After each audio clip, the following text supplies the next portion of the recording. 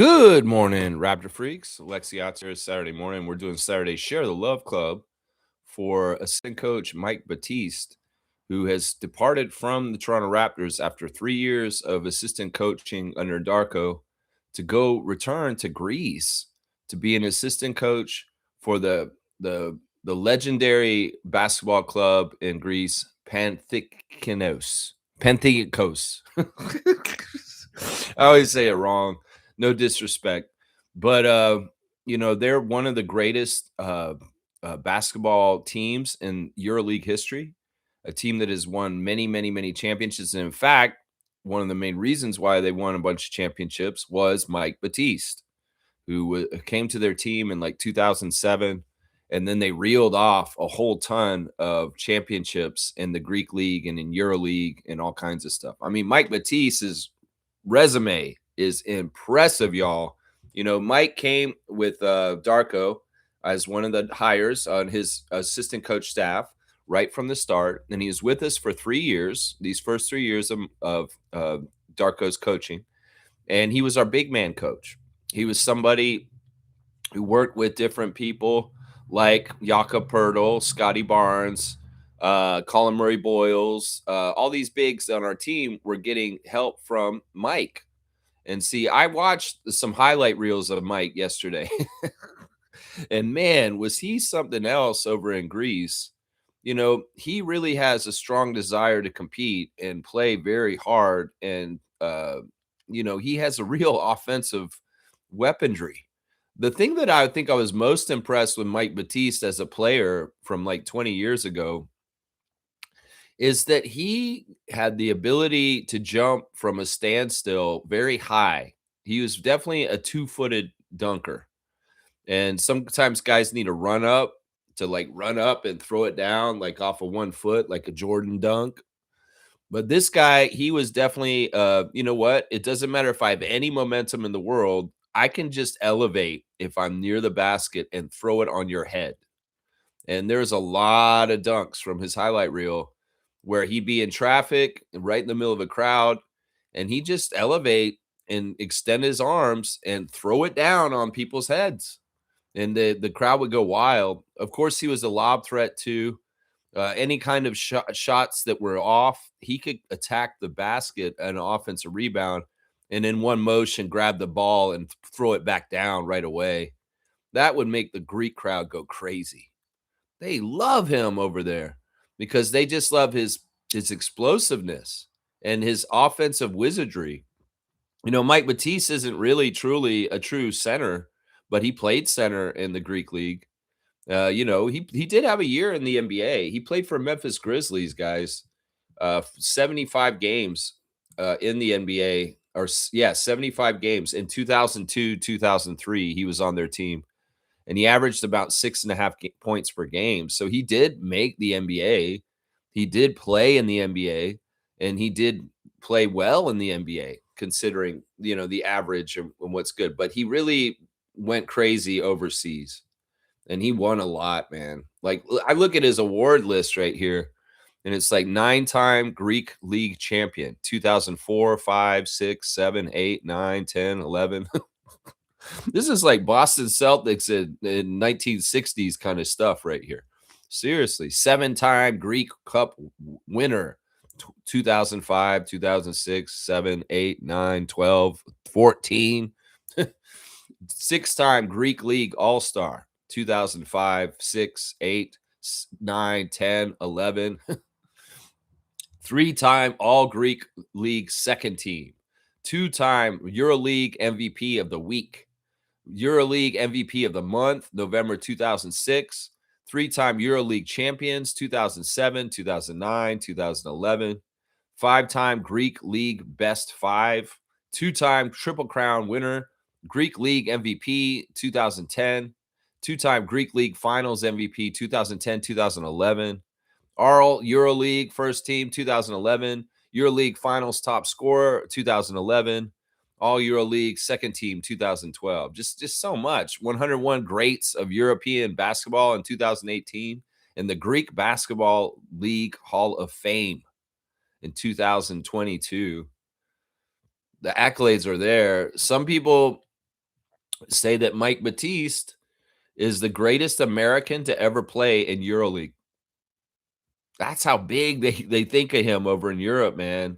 Seriously, some people think he's the greatest American-born player to ever play in the EuroLeague overseas.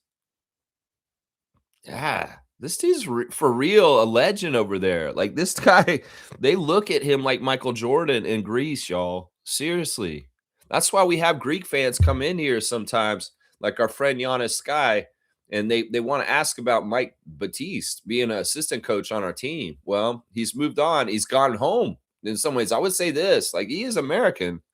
He was born in Inglewood, in California, raised in the rough streets. I seen an interview with him yesterday from a while back talking about how he grew up in a bad part of the city and that he had to fight and deal with a lot of crazy stuff growing up. The thing about Mike Batiste that's really interesting is he's a very intellectual person.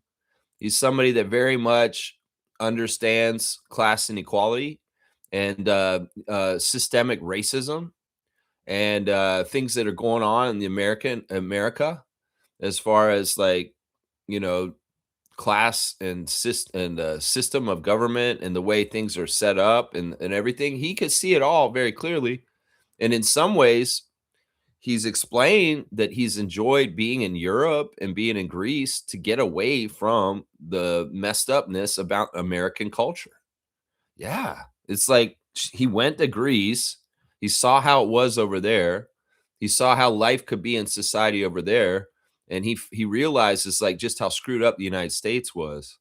So he's been very outspoken about political issues with the United States and inequality and all kinds of the history of racism and the history of how black people were subjugated to slavery into, modern day weird wage slavery. So he's very aware of this and he's very outspoken about it. I think that's part of the reason why after he coached for the Orlando Magic and coached a couple of places, he jumped at a chance to coach with Darko here in Canada, just to have 3 years in Canada and not in the States, which is still being in the NBA, you know? So he very much has his eyes wide open and sees the world for what it is, especially in the United States with American society.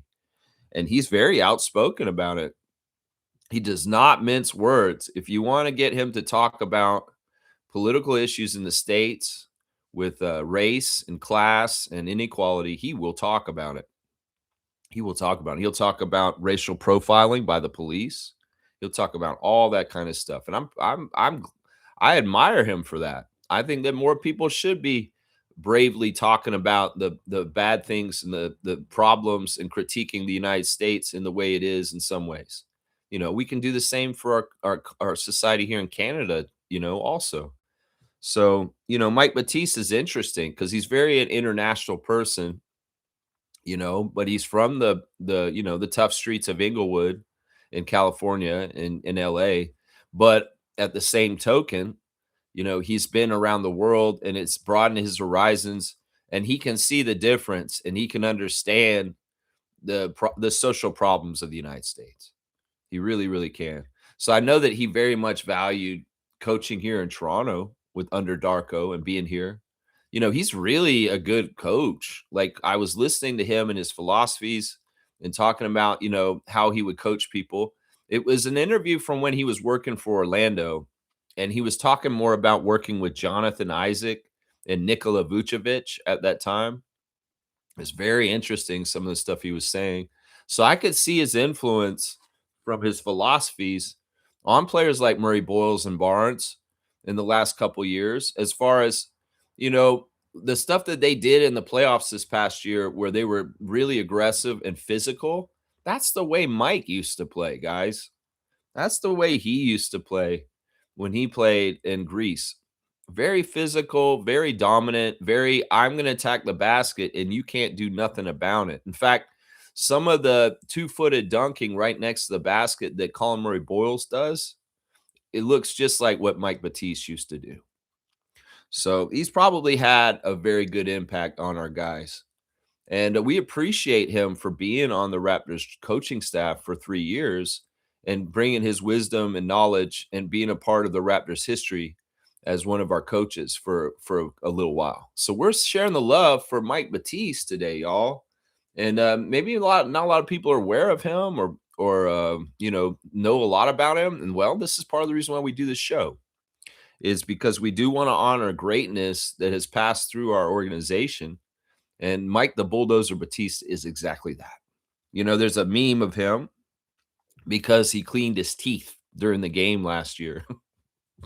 It's kind of crazy. I saw it and I was like, I'm a little weird about hygiene and stuff like that. I like to keep good hygiene, keep my nails clean and kind of brush my teeth and do different things to do, keep good hygiene. I'm all about it. But in the middle of the game, using that flosser in your teeth in the middle of the game, especially when the camera catches you at one point, flossing your teeth in the middle of the game. I like his excuse for it, though. He said, it's important to keep fresh all the time. That's why I was doing it, because he did come under fire a little bit for his personal grooming in the middle of a game, sitting on the bench. Back there, like he was brushing his teeth like it was like a flosser or a little toothbrush. And I was like, what is he doing? That's kind of like, people will look down on people for clipping their toenails or doing shit like that on the TTC on the subway in Toronto. But this man's sitting on the Raptors bench, assistant coaching the Raptors, and he's doing the same thing on the bench. It's like, why don't you just get the toenail clippers out? Start clipping your toenails while you're doing it. Either way, I'm just poking fun. I thought that was a fun little thing about him and his history on the team, that he got caught flossing his teeth in the middle of the game, that one game like that. But yeah, salute to Mike Batiste, y'all. I want y'all to share the love for him, share appreciation, share how you feel about him. The man was undrafted out of the NBA draft in 1999. He played his college at Long Beach Community College along with Arizona State. He was a player playing from 2000 till 2014. And yeah, he's been coaching ever since. He's had a bunch of different stops. He was a assistant coach for the G League Canton Charge. Then he came on as a player development assistant for the Nets. He was an assistant for the Hornets. He was assistant for the Magic, assistant for the Wizards, assistant for the Houston Rockets just before we hired him. And now with the Raptors for 3 years. And now he's heading off to Panathinaikos for assistant coaching on his old squad. And the Greek people are so happy. They're so happy to see a hero return home and be a part of their franchise. And I bet you Mike's real happy too, because in some ways, being in Canada and being in the NBA is something, but being off the continent and being back in Europe and away from the mess that the child rapist has been making in the United States right now is probably priceless. He's probably like, yeah, I'm ready to go back to Greece. He spent like 13 years of his life playing professionally in Greece and away from his American family and away from a lot of people, a lot of sacrifices. And then he came back and he had this whole stretch of coaching for the last 12 years. And now he's ready to go back to Greece again. So it's like it's flipped. He's going back as a coach. It's going to be all very familiar. He'll come back a hero. They'll treat him so well. And he'll hopefully be able to help with their team, with his expertise and what he knows and stuff like that. So salute to Mike Batiste, man. I'm really happy that we had him in the fold for a little while. Of course, we're replacing our coaches that have left. Coco Wade and Mike Batiste both leaving. We hired Steven Silas, the son of Paul Silas and the former coach of the Houston Rockets, as one of our new assistant coaches this year. Steven Silas was quoted recently saying, coming into the Raptors organization, he's like, he's never seen a coaching staff operate the way that Darko's coaching staff operates. Yeah, this is a quote from our new assistant coach, Steven Silas, saying, and he's been in the NBA for a long time, guys. You got to remember, his dad was a coach and a player, and he brought him in at a very young age, Steven Silas. So Steve Silas comes and shows up with Darko, and you start seeing how Darko runs things, and he's like, you're on another level, my guy. Like, I've never seen an NBA team so organized and so, like, with it on things. Like, you're doing things in a very different way than most everybody else, and you're on another level. So this is very interesting to hear Coach Silas say this when he arrived with the Raptors this summer at Summer League. He said that straight up, guys. There's a quote from Steven Silas saying the Raptors do stuff on a totally different level than everybody else. I was shocked at just how organized and just how much Darko runs this ship. That's good news right there, right? Think about it. Yeah. Monique broke the news to me yesterday. Superfan Monique is getting the exclusive.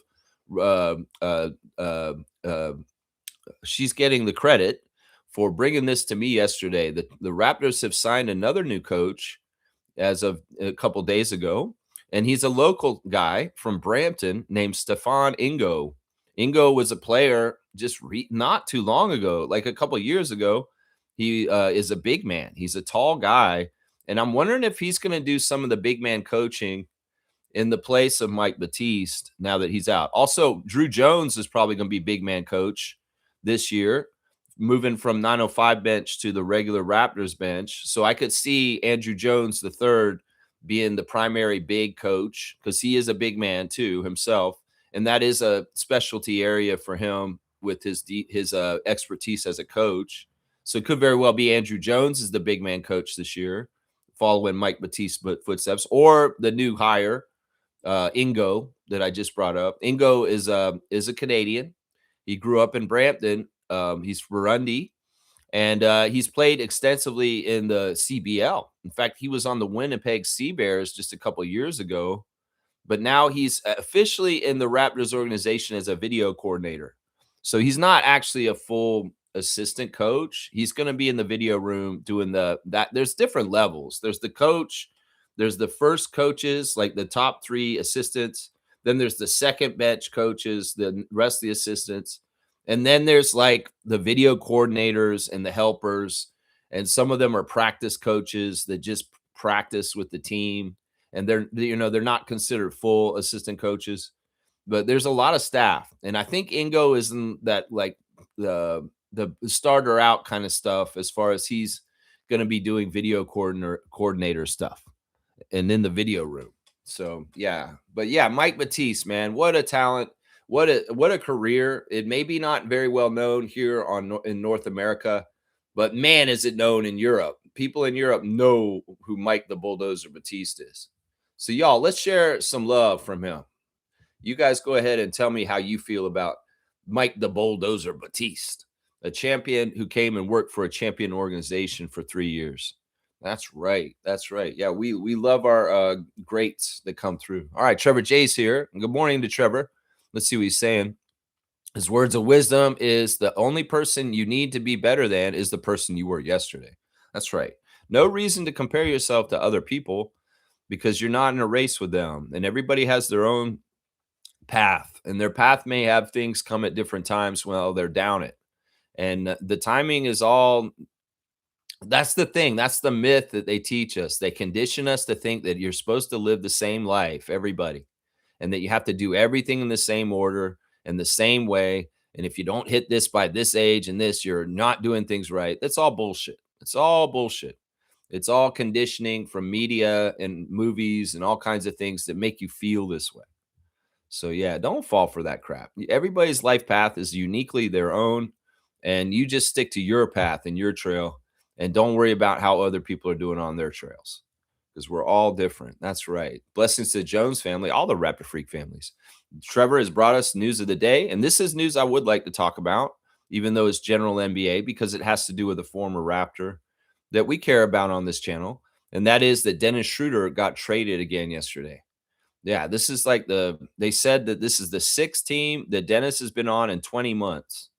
This is crazy. This is absolutely crazy. I have not been following Dennis and Ellen's channels where Ellen Schroeder talks about moving from city to city and checking it out since they left to go to LA from us. I think, no, Brooklyn. They went to Brooklyn from us, and she started showing the stuff about being in Brooklyn. And I kind of like, okay, I don't need to watch Ellen anymore because they've kind of moved on. But that went from Brooklyn to Golden State, from Golden State to Detroit, from Detroit to Cleveland, now to Charlotte. It's crazy. It's absolutely crazy. I feel bad for the Schroeder family. And this is the crazy thing. He's now at like 12 teams that he's played for. If he shows up and puts on the Hornets jersey, that'll be the 12th NBA jersey that Dennis Schroeder wears. If he goes to one more team after this, that'll tie the record, which is 13, with Ish Smith. Ish Smith has the record for the most teams played for. So Dennis could actually, if he goes to two more teams after Charlotte, he could have the record for most teams played for in the NBA in the history of the NBA. Yeah, Chucky Brown's at 12, and so is Dennis now. When he puts that Hornets jersey on this season, he will officially have 12 different jerseys he's worn in his career. That's crazy, man.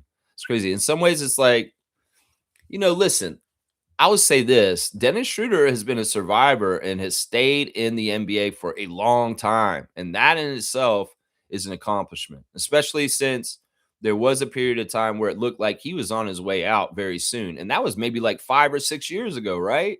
And he's still surviving in this league like that.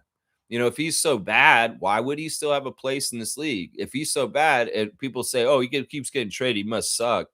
No, I mean, he must be some sort of piece to be moved around like this as far as the ability for people to be like, yeah, we'll take a Dennis on our team just because he's helpful in this way with his experience and his FIBA MVP and, his success with Team Germany and other things that he's done in the NBA and stuff. He's a solid vet and he's a solid point guard, whether it's starting or backup.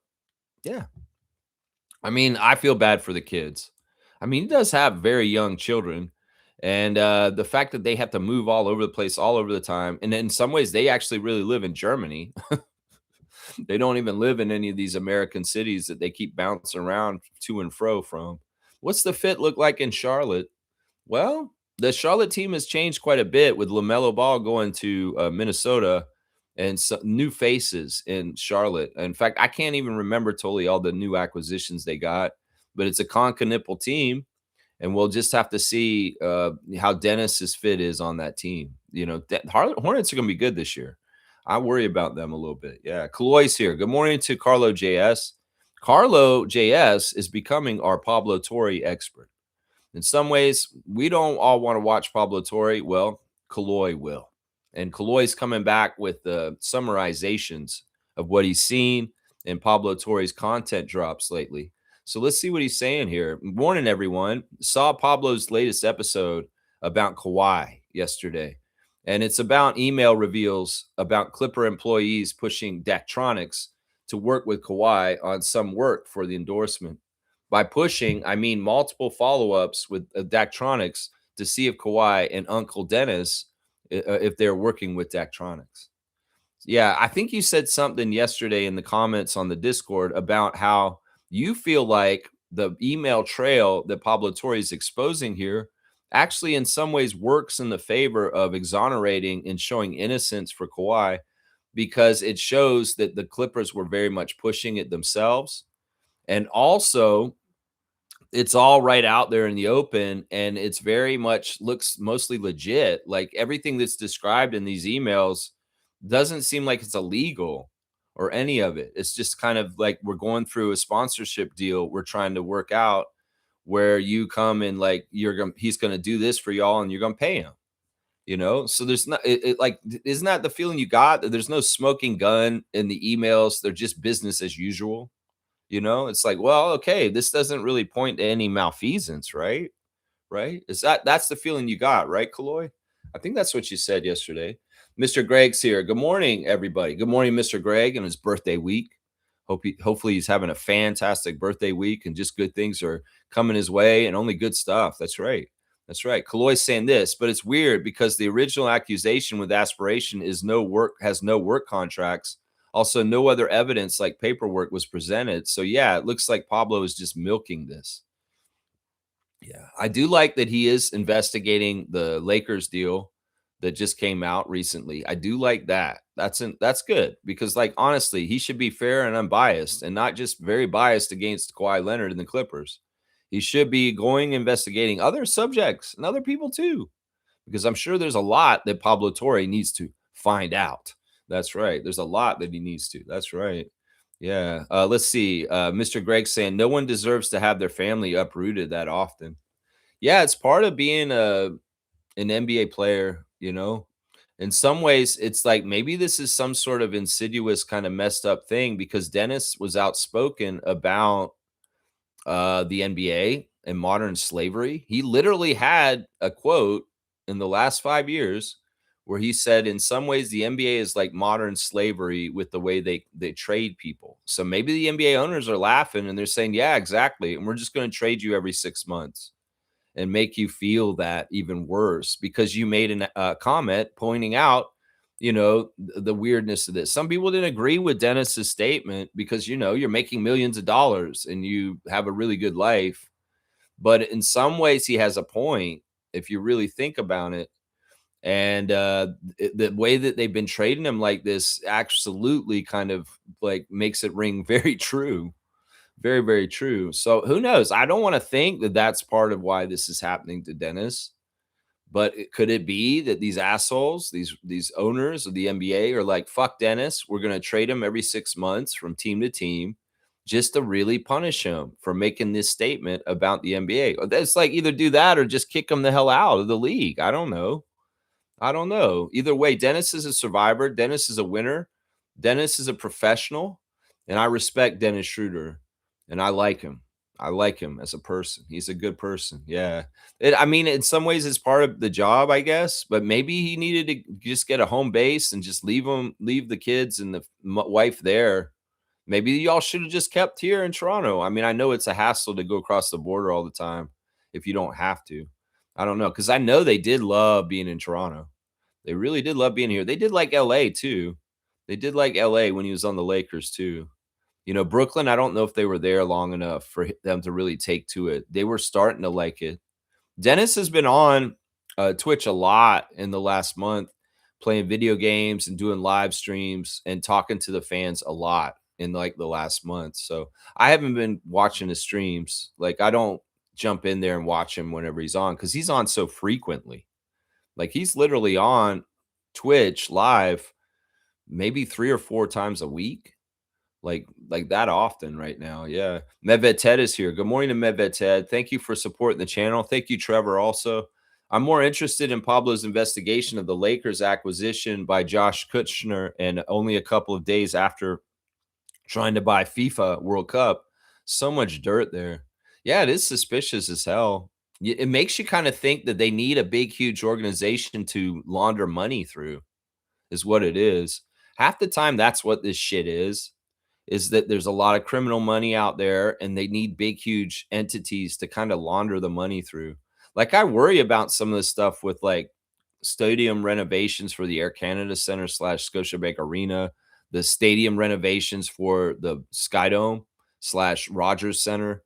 Like, is there some sort of weird money laundering going through these construction projects? The Union Station remodeling.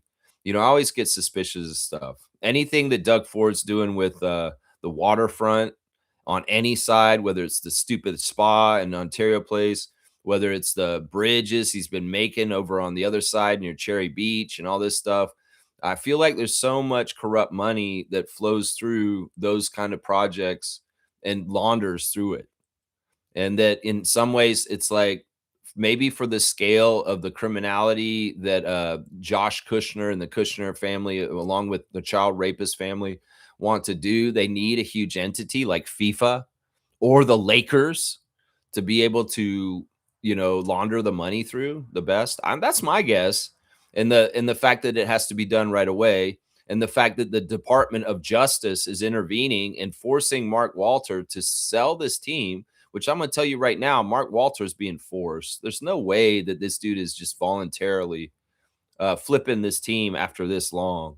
He worked so hard. In fact, I would say this: the buildup to buying the Lakers by Mark Walter took longer than how long he actually owned the team.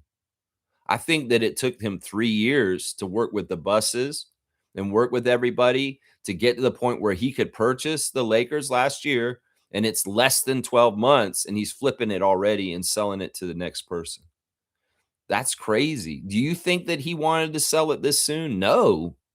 He only had it for less than a year. Now he's going to make a $2 billion profit, but also at the same time, I'll bet that he owned the team less than he actually spent the time trying to work out the deal. It's that crazy, man. It's that crazy. Kaloy's saying, yep, the original accusation was no work endorsements. Yeah, yeah. Medved Ted saying this also. Lakers' current owner, Mark Walter, is being investigated by the feds, and he decides to sell the team to Trump's son-in-law's brother. Yeah. Fishy, corrupt, crime syndicate family running the United States and blatantly and openly doing corrupt things. And we can see it. You can connect the dots and kind of figure it out what's going on here. I think I called it right there. They need the Lakers to launder really bad money in bad places. Yeah. Yeah. I think that's what it is. Seriously. Today's a big day, guys, for the Canadian Elite Basketball League. Today is championship day. And at 3:30 p.m. Eastern today, there will be a championship game at the Canada Life Center in Winnipeg. And it's going to be awesome. Brampton Honey Badgers 11-13 versus Winnipeg Sea Bears 4-10, 3:30 p.m. The game will be on CBC. It'll be on TSN. It'll be on CBC Gem, TSN Plus, YouTube, which is where I'll be watching it, RDS in French, and also CBL Plus Network. And yeah, this is the one and done. They were going to do a best of 3 series, but of course there was a debacle in Brampton with their stupid ass arena. I have more information on what happened there, actually, and who's accusing who of what happened with that. In fact, I'll talk about it right now.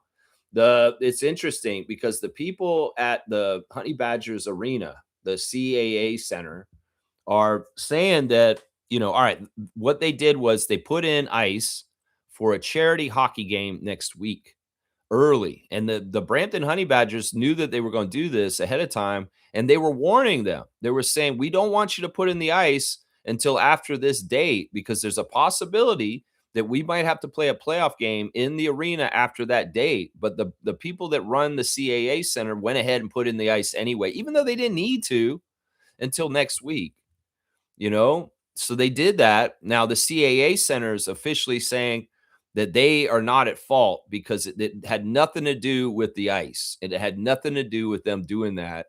What they're blaming and what they're saying is the reason why the court was so bad that day was act of God. And basically they're blaming, a summertime storm with rain, a lot of rain coming down. And while the storm was happening, people were coming into the arena for the game. But it was also a hot day. So it's like one of these things where humidity and the water, and then it gets really hot all of a sudden, caused the condensation in the arena, and it had nothing to do with the ice. So the CAA Center is saying we're a professional center. We do not like all the things that people are saying about us with how this has gotten all screwed up. And we're blaming the weather of the day and the humidity and the rainstorm and the heat from outside for why the court was so slippery. I don't know. They seem like they should have been maybe possibly waiting to put that ice down because that ice in some ways adds to the whole thing. They can lie and say, "Oh, it had nothing to do with this." In some ways, they're trying to cover up and deny any kind of accountability. The facility, once again, I don't totally trust these people that they didn't do this shit on purpose. That they didn't screw up the CBL because forces out there are trying to hurt the league so that it doesn't become more popular and basketball's Canada's basketball league doesn't get more bigger. There's definitely probably people out there that are scared of that because the Raptors are super popular and they can see how much the Sea Bears are followed out west, and they're like, this is crazy. Basketball's starting to spread out into the western provinces of Canada, and fans are getting more into it out there. And some people may be threatened by that, and they may do really weird, messed up shit like delay a plane or mess up a floor so that a basketball game can't be played that's supposed to be on national television on TSN across the country. I'm just saying. I mean, you could look through it and say, is there any kind of this energy behind why this got all screwed up?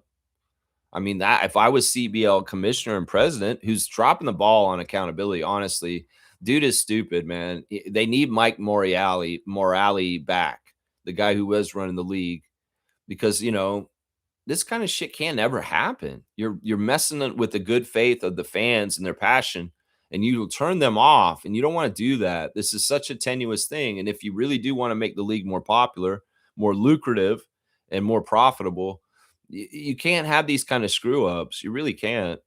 And it was interesting. I'm watching the Mike Batiste interview yesterday, and he's talking about the NBA, and he's saying, the NBA is so good at making sure everything happens and making sure everything's bigger than it is, and everything goes without a hitch. And this is an area that CBL needs to do better with. They need to make everything bigger, and they need to make everything make foolproof. So there's no any kind of this bullshit. You guys need to tighten up with your officiating and code of conduct so that players aren't doing the disrespectful things that they're doing during the season. You got to tighten up on, some of the knuckleheads in the league not doing stupid stuff like getting beat up right before the playoffs. Tighten up on your facilities, tighten up on your broadcast, tighten up on all the little snafus and little things around there. Because if you're going to carry around a word like elite in the name of your league, you better be doing things in an elite way. And all the checkups and making sure for the floor on Wednesday night, that should have all been like taken care of for sure, and it wasn't. And it looked really bad. It looked bush league, and that's the problem. Is like you're getting attention. People are into it. People want to watch it, but then you're screwing yourself up by shooting yourself in the foot. I still blame the facility. The facility can say whatever the hell they want, but they were not listening to the CBL. The CBL asked y'all to wait to put that ice back in, and y'all didn't listen. You went ahead and did it, and the Brampton Honey Badgers somehow, some way got to the finals, and that's the problem right there. So you can say that ice didn't have anything to do with it, and you can blame a very humid, rainy summer day, but I call bullshit, especially since sometimes when you put the ice in originally in the first place, it's when it's the most dicey because it just got done. And you can lie to us and say all the bullshit you want, CAA Center, but I'm gonna blame y'all. I'm gonna blame y'all because now that I know that the CBL knew that y'all wanted to do this and asked you not to do this, and y'all went ahead and did it anyway, that's on you, CAA Center. That's on you. And I'll bet you there is a legal fight right now in some ways between this facility and the CBL for screwing up the game and screwing up the finals. So yeah, this is a big game today. Winnipeg, Brampton, winner take all. And things are going really well with the tickets out at Canada Life Center in Winnipeg. They've sold over 10,000 tickets for this game. And if they get to 13,000 tickets sold, they'll break the record for the Canadian Elite Basketball League's attendance record, which is held by Calgary Surge in a regular season game. And it's about 1,260 or something like that is what they've got. So they're going to try and get 12,600. So they're going to try and get 13,000 today. And the Winnipeg fans are coming. They opened up the upper bowl for the game, just like they do for the Winnipeg Jets NHL hockey games. And hopefully they can fill the upper bowl a lot too, along with the lower bowl. And the game will look really good on the TV today, as far as a huge crowd, a championship feel, and a fantastic game. Now, I'll tell you right now, the Honey Badgers do not deserve to win this game, and I'll be pissed off if Brampton wins today because they do not deserve this in the least with their sorry-ass facility screwing this whole thing up. And also just like I don't respect them in some ways. There's a couple different things about Brampton's team that I don't respect. Partly I'm a Scarborough fan, and it is a Toronto thing. But also, I think the Winnipeg Sea Bears fans have been through so much at the end of the season that they deserve a big, huge victory and a championship for the first time ever. So I'm very much rooting for Sea Bears today and Winnipeg winning their first ever Canadian Elite Basketball League championship because they deserve it. They went through their MVP getting beat up by bar staff downtown at Palomino. And in not being able to participate, Teddy Allen had a nice statement that he wrote to the fans and his teammates about the issue, saying that he feels so awful that he's not physically able to participate and help the Sea Bears in the playoffs this year, that he is working through legal recourse and working with an investigation with the Winnipeg police to find out exactly what they can do about the assault towards him by the staff of that bar. And that he feels awful, that he wants to be out there for the fans and for his own teammates, and that he'll be rooting very, very hard for Winnipeg to win against Brampton today. So y'all check it out. CBL action's awesome. This will be the last game of the season for this year for the league. So check it out and let's see the new champion crown. And hopefully, God willing, it'll be Winnipeg Sea Bears. Because look, they've gone through such a roller coaster, whether it's Teddy Allen saga, whether it's that game getting canceled the other day, whether it's Jeremiah Tillman Jr. taking off all of a sudden right at the end of the year, and them surviving and still making it to the finals. If they win this championship, is epic. And in some ways, it's quite a story. Honestly, it'll be something that people will tell. It's like, yeah, our best player got beat up the last day of the season, and one of our games got canceled because the floor was too slippery. It's crazy, and we broke the CBL attendance record for the most people at a CBL game on our championship game that day. What a fantastic day that was. August the 15th, 2026. Yeah, Winnipeg Sea Bears. Let's get that championship today. That's right. CBL action. Check it out on your TV today. That's right. That's right. Fiercey's here. Good morning to MJ, our Raptor Freak Trivia champion, and thank you for supporting the channel. Good morning, fam, and happy Share the Love Day. Impressive resume for Batiste. Wishing him much more success in Greece. Yeah. Well, it's a homecoming for him. It'll be very comfortable. It'll be a lot of friends and people that he already knew, a lot of familiar haunts, a lot of adoration. You know, that's the thing, too. I mean, this is part of the reason why the Tempo want to be back in Toronto so bad. They went on this road trip recently, and they're nobodies in the United States. But when they're in Canada, they're superstars. They are cheered. They are loved. They are recognized off the court, and they're told, "We love you, Marina. We love you, Marina." You know, people are yelling that stuff to them on the streets in Canada. And down south, you know, maybe some people will be like, "Yeah, Marina Mabry's awesome. She's all-star. She shoots so well." Actually, Marina came out with a drop on YouTube yesterday of her all-star experience, and we got to see one of her great drops on her YouTube channel. Y'all follow her. She's awesome. And we see the Mabry family hanging out in Vegas or wherever they had the All-Star weekend. I forget. I don't even remember. But anyway, we see the Mabry family there. It's in Chicago, right? It was Chicago, right? And like the brothers and the sisters, and they're like drinking champagne. And Marina doesn't know how to open a champagne bottle. So they're teaching her how to do that. And then she tries the champagne and she's like, "Ooh," she doesn't like it. It's too sour, too bitter. Yeah, that's pretty cool. They show her getting fitted for the orange carpet of the WNBA All-Star Weekend, and the stylist comes in and trying on all the clothes and them figuring out how they're going to get her to look. They're like, "You should go the wet hair look. It's very in right now." Yeah, let's get the wet hair. They put the wet hair, made her hair look all wet for the walkway and her cool looks and stuff. And yeah, it was a cool video. They see her interacting with the stud buds, with their little stud bud Dr. Seuss outfits, and them talking about doing shots with Marina's mom. Like Courtney Williams is saying, like, "We're going to do shots later." And Marina's mom says, "Yeah, we'll get on the court. We'll play some basketball with y'all." And she's like, "No, Don Julio. We're going to be doing some shots later." The shots, like drinks. Oh man, but it's an interesting video. It's a lot of fun. You see Marina, and like she's so pleasant with the fans. Like she's in a hotel lobby and they're taking pictures with her, and she takes such a nice picture with them and she says, "You're welcome. You're welcome." Each fan says, "Thank you, Marina. You're welcome." She's so nice with them. But at the same time, she keeps turning to her family saying, "I want to go upstairs now. I want to get out of the lobby right now. This is like getting too crazy." And stuff like that. So check out Marina Mabry's latest vlog on All-Star Weekend and the fun that she has. It's funny to see her older brother show up, and he's eating a pretzel burger, and they're killing him for it. They're like, "Why would you eat a pretzel burger? That pretzel bun's so gross. Pretzels should be pretzels, not buns." The personalities in her family. And her older brother's like, I see, nobody cares that I came here. Nobody cares, but as long as I get a free meal, I'm good.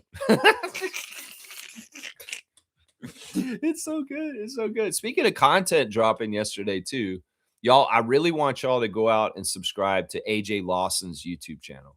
AJ Lawson has started a YouTube channel this week, and he dropped his first clip yesterday. And I'm proud to say I was the second subscriber to his YouTube channel ever. That's right. Raptor Street was the second one in there. It went to 2 subscribers after I signed up. So let's help him out. Let's get his subscribe number up. Of course, we found out recently that AJ signed with Baskonia, and he will be going to Spain to play basketball there for this season coming up, and moving from the NBA and the G League. And AJ talks about this a little bit in his drop. We see him doing workouts. We see him boxing and working out that way. We see him talking about his life, riding around in his car. He talks about playing for the Raptors and how much of a dream it was, and how surreal it was, and how special it was, and stuff like that. I mean, listen, just like I did the Share the Love Club for you last weekend, AJ Lawson, I mean this, man. There's no shame in what you've done in your basketball career.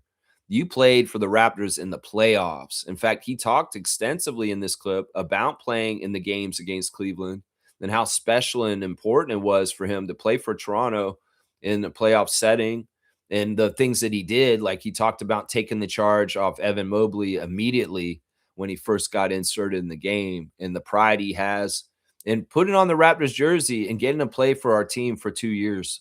He talks about it's a hard struggle to make that breakthrough from the G League to the NBA. But dude, you did it, man. You did it. You have nothing else to prove.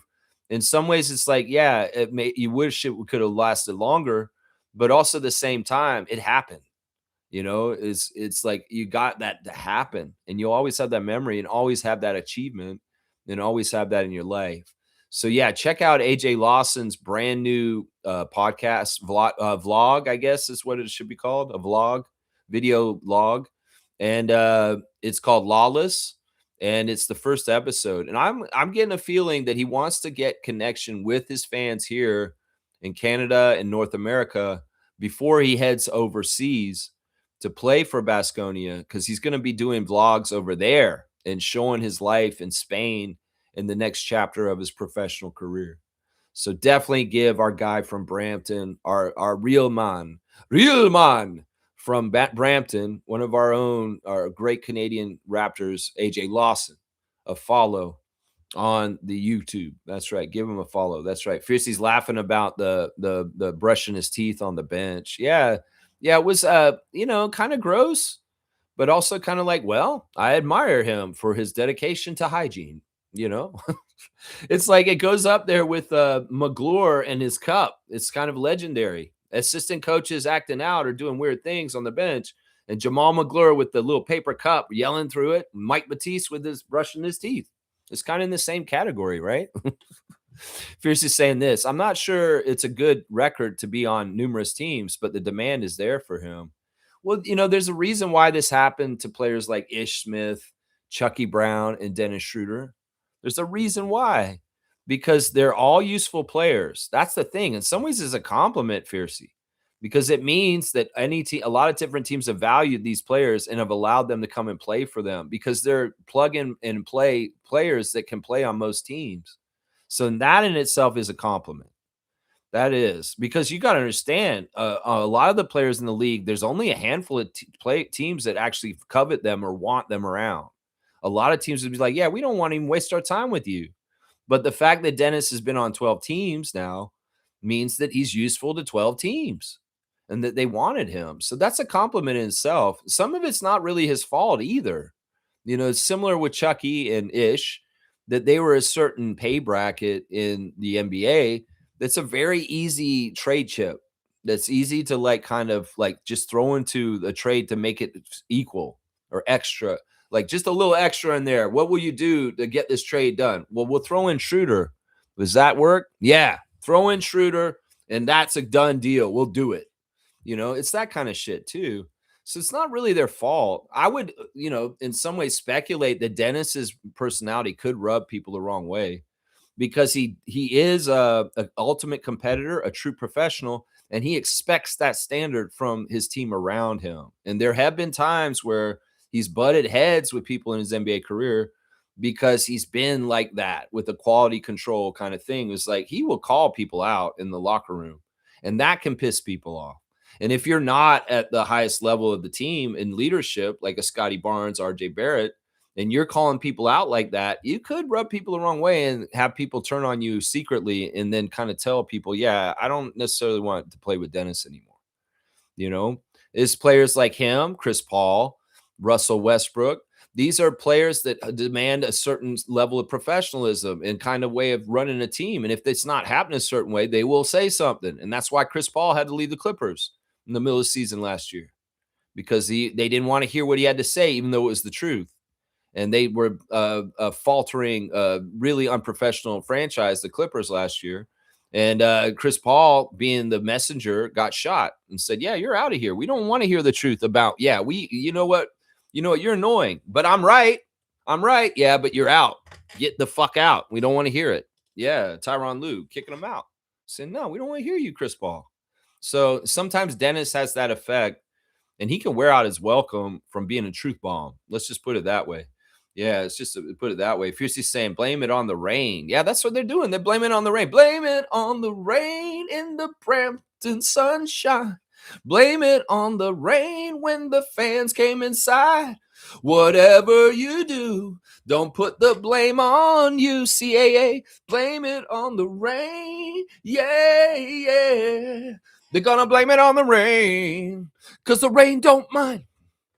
You've got to blame it on something. I love that song. Anytime I get to do the Blame It on the Rain, Milli Vanilli song, I used to do a parody of it with my roommate back in Florida because his name was Dwayne. So if something went wrong around the house, it would be blame it on Dwayne because he was the one who did it. Blame it on Dwayne because he don't really mind. Blame it on Dwayne. Just go ahead and do it. Blame it on Dwayne because he doesn't care at all. Whatever you do, don't put the blame on you. Blame it on Dwayne. Yeah, yeah. He was singing with me. And he thought it was funny as hell because, Dwayne was one of the most easygoing roommates I ever had in my life. So he's kind of like, yeah, go ahead, blame me. I don't care. Go ahead. Blame it on Dwayne.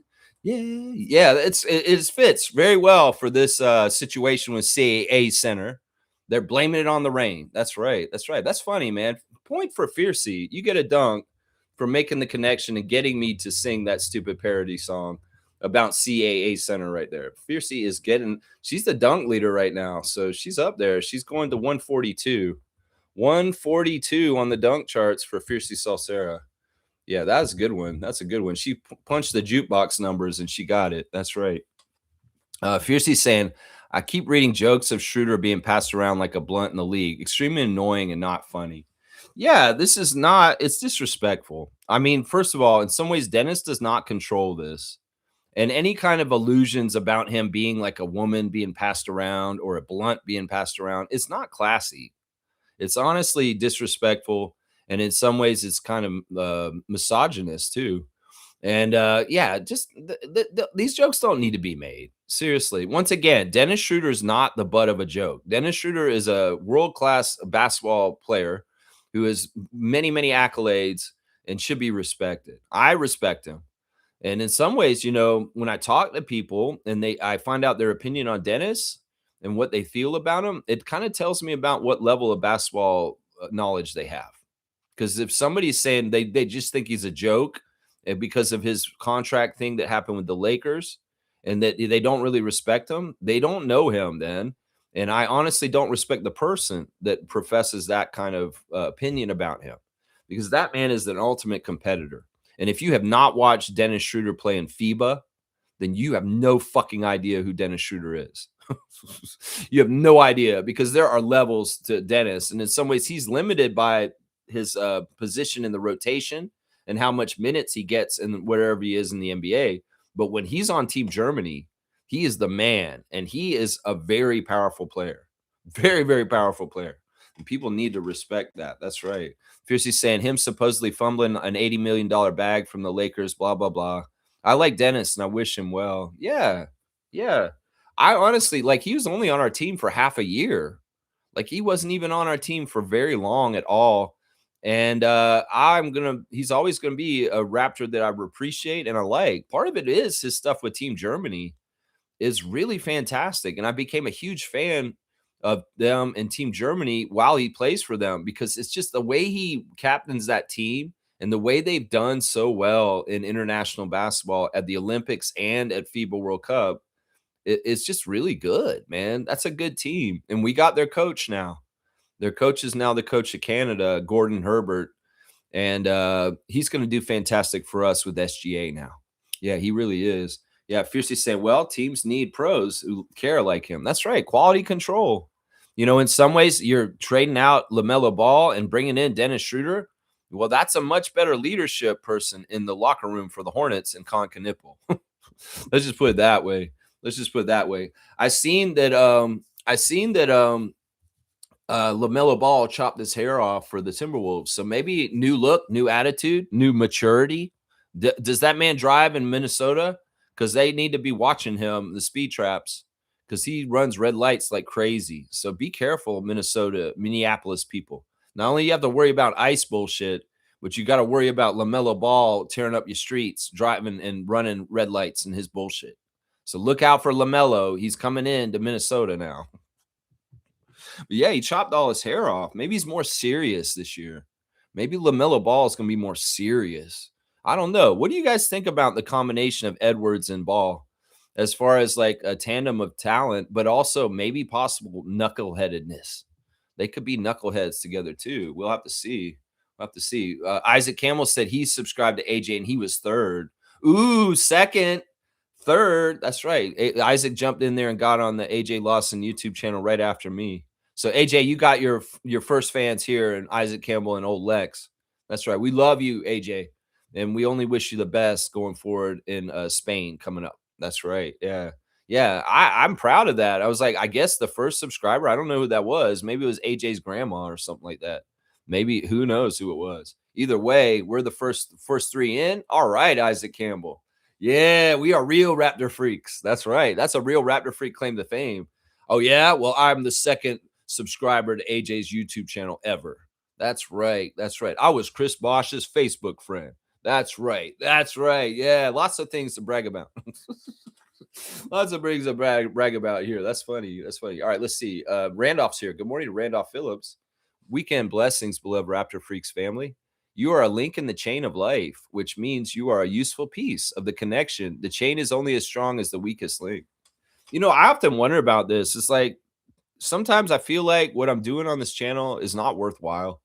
And it's like, yeah, but really, what kind of impact do you have, Lex? You know, your subscriber count is not huge. You know, your viewer count is not amazing, but it is like still steady and it's still going up. It's still been growing. It's like, you know, I feel like even in just little interactions, even if you just see somebody and say something and share a little bit of information with them, that information can butterfly effect out from that. And I feel like some of the things I might say on this channel sometimes, because this is what this channel is an information channel, can be shared, the knowledge or the wisdom or the information about basketball. And you guys learn something on here, you go and tell somebody else. And then they go and tell somebody else. And it is a chain. It is a chain. And it can all kind of go all out in different ways. I mean, this is how shared consciousness happens. This is how shared culture happens. This is how shared ideals and ideas and morals and ways that we feel. You know, if we come together on a YouTube channel in the morning every day and we talk about subjects in society and how society is changing and stuff, we can kind of all get together and try and find consensus or try and find difference and kind of work through it and with ideas and stuff. So I think that's all very worthwhile. You know, I think that's all very worthwhile. I think that we're helpful also, like I said, to these organizations that we cover here, whether it's the Raptors, the Tempo, the CBL. You know, they get a free comment card here, and representatives from those entities should be checking in on us because we do have a lot of interesting ideas. We do run a think tank here. And who knows? Maybe we have some solutions for the CBL to fix themselves up to be more elite. Maybe we have solutions for Monica Wright Rogers and Eli Horowitz to help them try and figure out the early tempo team and what they should try and go in which direction. Maybe we have solutions to help the Raptors get to the next Larry O'Brien championship. And I feel like that all can be very valuable, even on a micro level, because a micro level can expand if it's really worthwhile and the ideas are good to a macro level. And truth telling in the day of lying and AI and all the bullshit right now in the United States is so much important. Authenticity and being real and being honest and being somebody who's going to be willing to speak the truth, like Chris Paul would in a Clippers locker room, is very valuable at this point, because we need this more than ever with all the bullshit, the lying, the misguiding, the misleading, the disinformation, misinformation, and the straight up gaslighting and the tainting of perception. We still need to hold on to the realities that we've always known and the ones we've grown up with to be at this point in our lives, and understand that they're trying to pervert the future through the truth and perception. And they start with the children when they're young. Yeah, in really gross, weird ways with algorithms and social media. So we need to fight this fight. If you have children, you need to raise them right and make sure that they have critical thinking skills. This is so essential today. So essential. Blessings to Phil's family and all the Raptor families. That's right. Keep this chain strong, this chain of information, and switching and telling each other and informing each other. That's right. That's right. UC saying this. What do you think of Kawhi supposedly having another sponsor from Daktronics, the company that made Intuit Dome's Jumbotron? Well, I'm not a real expert on this. Kaloy, I'll defer to Kaloy on this. And what he's saying is that he thinks that it's all on the up and up, that nothing in the Daktronics stuff looks fishy. Because first of all, there's no proof that they actually paid him, I don't think. And they were just in the feeling out stages or something of like working the deal out. I'm not worried about this. This is something we kind of already talked about, UC. When he did this one last week, he did the Rhode Island football team the week before. But, Kaloy's kind of our expert with Pablo Torre at this point. And he's saying that his personal opinion from what he presented about Daktronics, there's nothing that they did wrong. That they're just going over him talking about a sponsorship deal with them. But there doesn't seem to be any wrongdoing implicit in what he's talking about. So, yeah, Fiercely saying thank you to Trevor and Randolph for the words of wisdom. That's right. UC saying this. LaMelo uses a professional driver now, so Minnesota citizens should be fine driving around, thankfully. That's good. That's good. I mean, maybe he can get away with that Dukes of Hazzard style of driving in the South in Charlotte, North Carolina, but that don't fly up here in Minneapolis. That's right. That's right. Well, this is good. This is good. We don't need any unnecessary weird shit because LaMelo cannot see traffic lights. Because honestly, that kid could not, man. I've seen the footage of LaMelo peeling out and running red lights all through Charlotte. And it's crazy. Even that whole accident that he had that was on like TMZ, and he's driving some sort of weird ass like Batmobile looking Humvee or some shit. And yeah, he just looks like chaos on wheels. Thank God they got him a driver. So this is good. The NBA is improving their quality. Uncle Dennis is kicked out, and LaMelo has his own personal driver now. The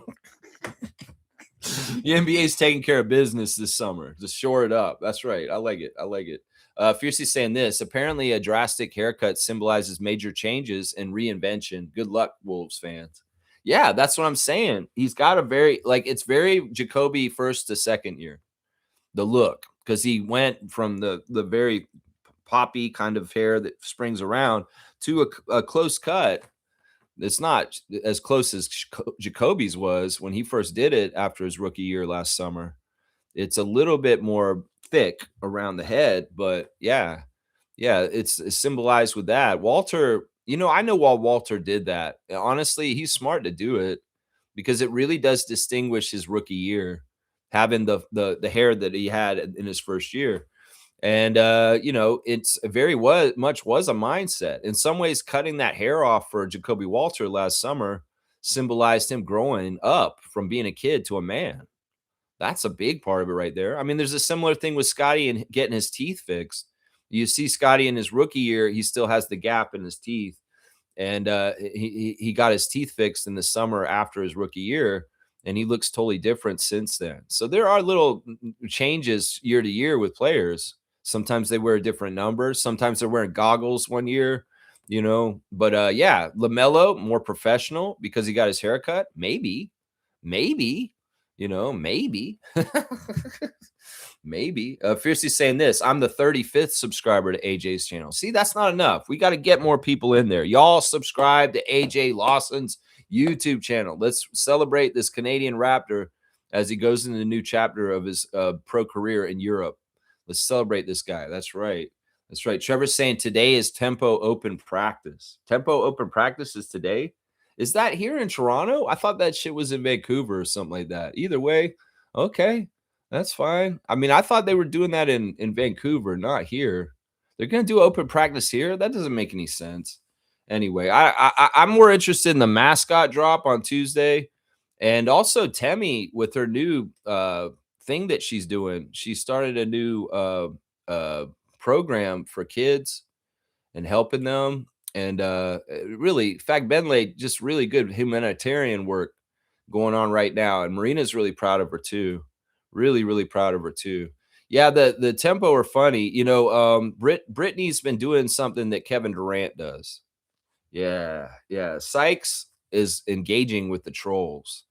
She gets into the comment sections and fights with people. I was looking at her Instagram stories before I went on the show today, and somebody wrote a comment to her. This is so dumb, to Brittany, trying to hate on her, and said they should have left you in Russia. Wait a second. You think because her name's Brittany that she's the same Brittany that was in Russia? Dumbass troll fan. And the funny thing is, Sykes replies to the person like she was in Russia or something like, oh, yeah, who cares? You shut up, you dumbass. I'll tell you what I think and all this. She's talking trash to them and just totally like slam dunking them verbally in the comments. Like Slim Sykes is doing this. She's being like Kevin Durant and engaging with the trolls on social media and fighting them.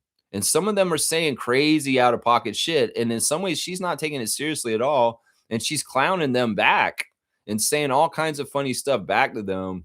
But I thought it was funny that one of the trolls thought she was Brittany Griner and was like, they should have left you in Russia.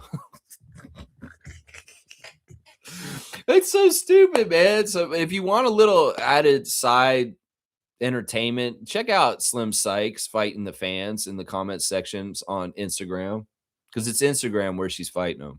So they come into Instagram and write comments, and she's commenting back to them and telling them off. It's hilarious, man. It's hilarious. All right, Nameless is here. Sup, ladies?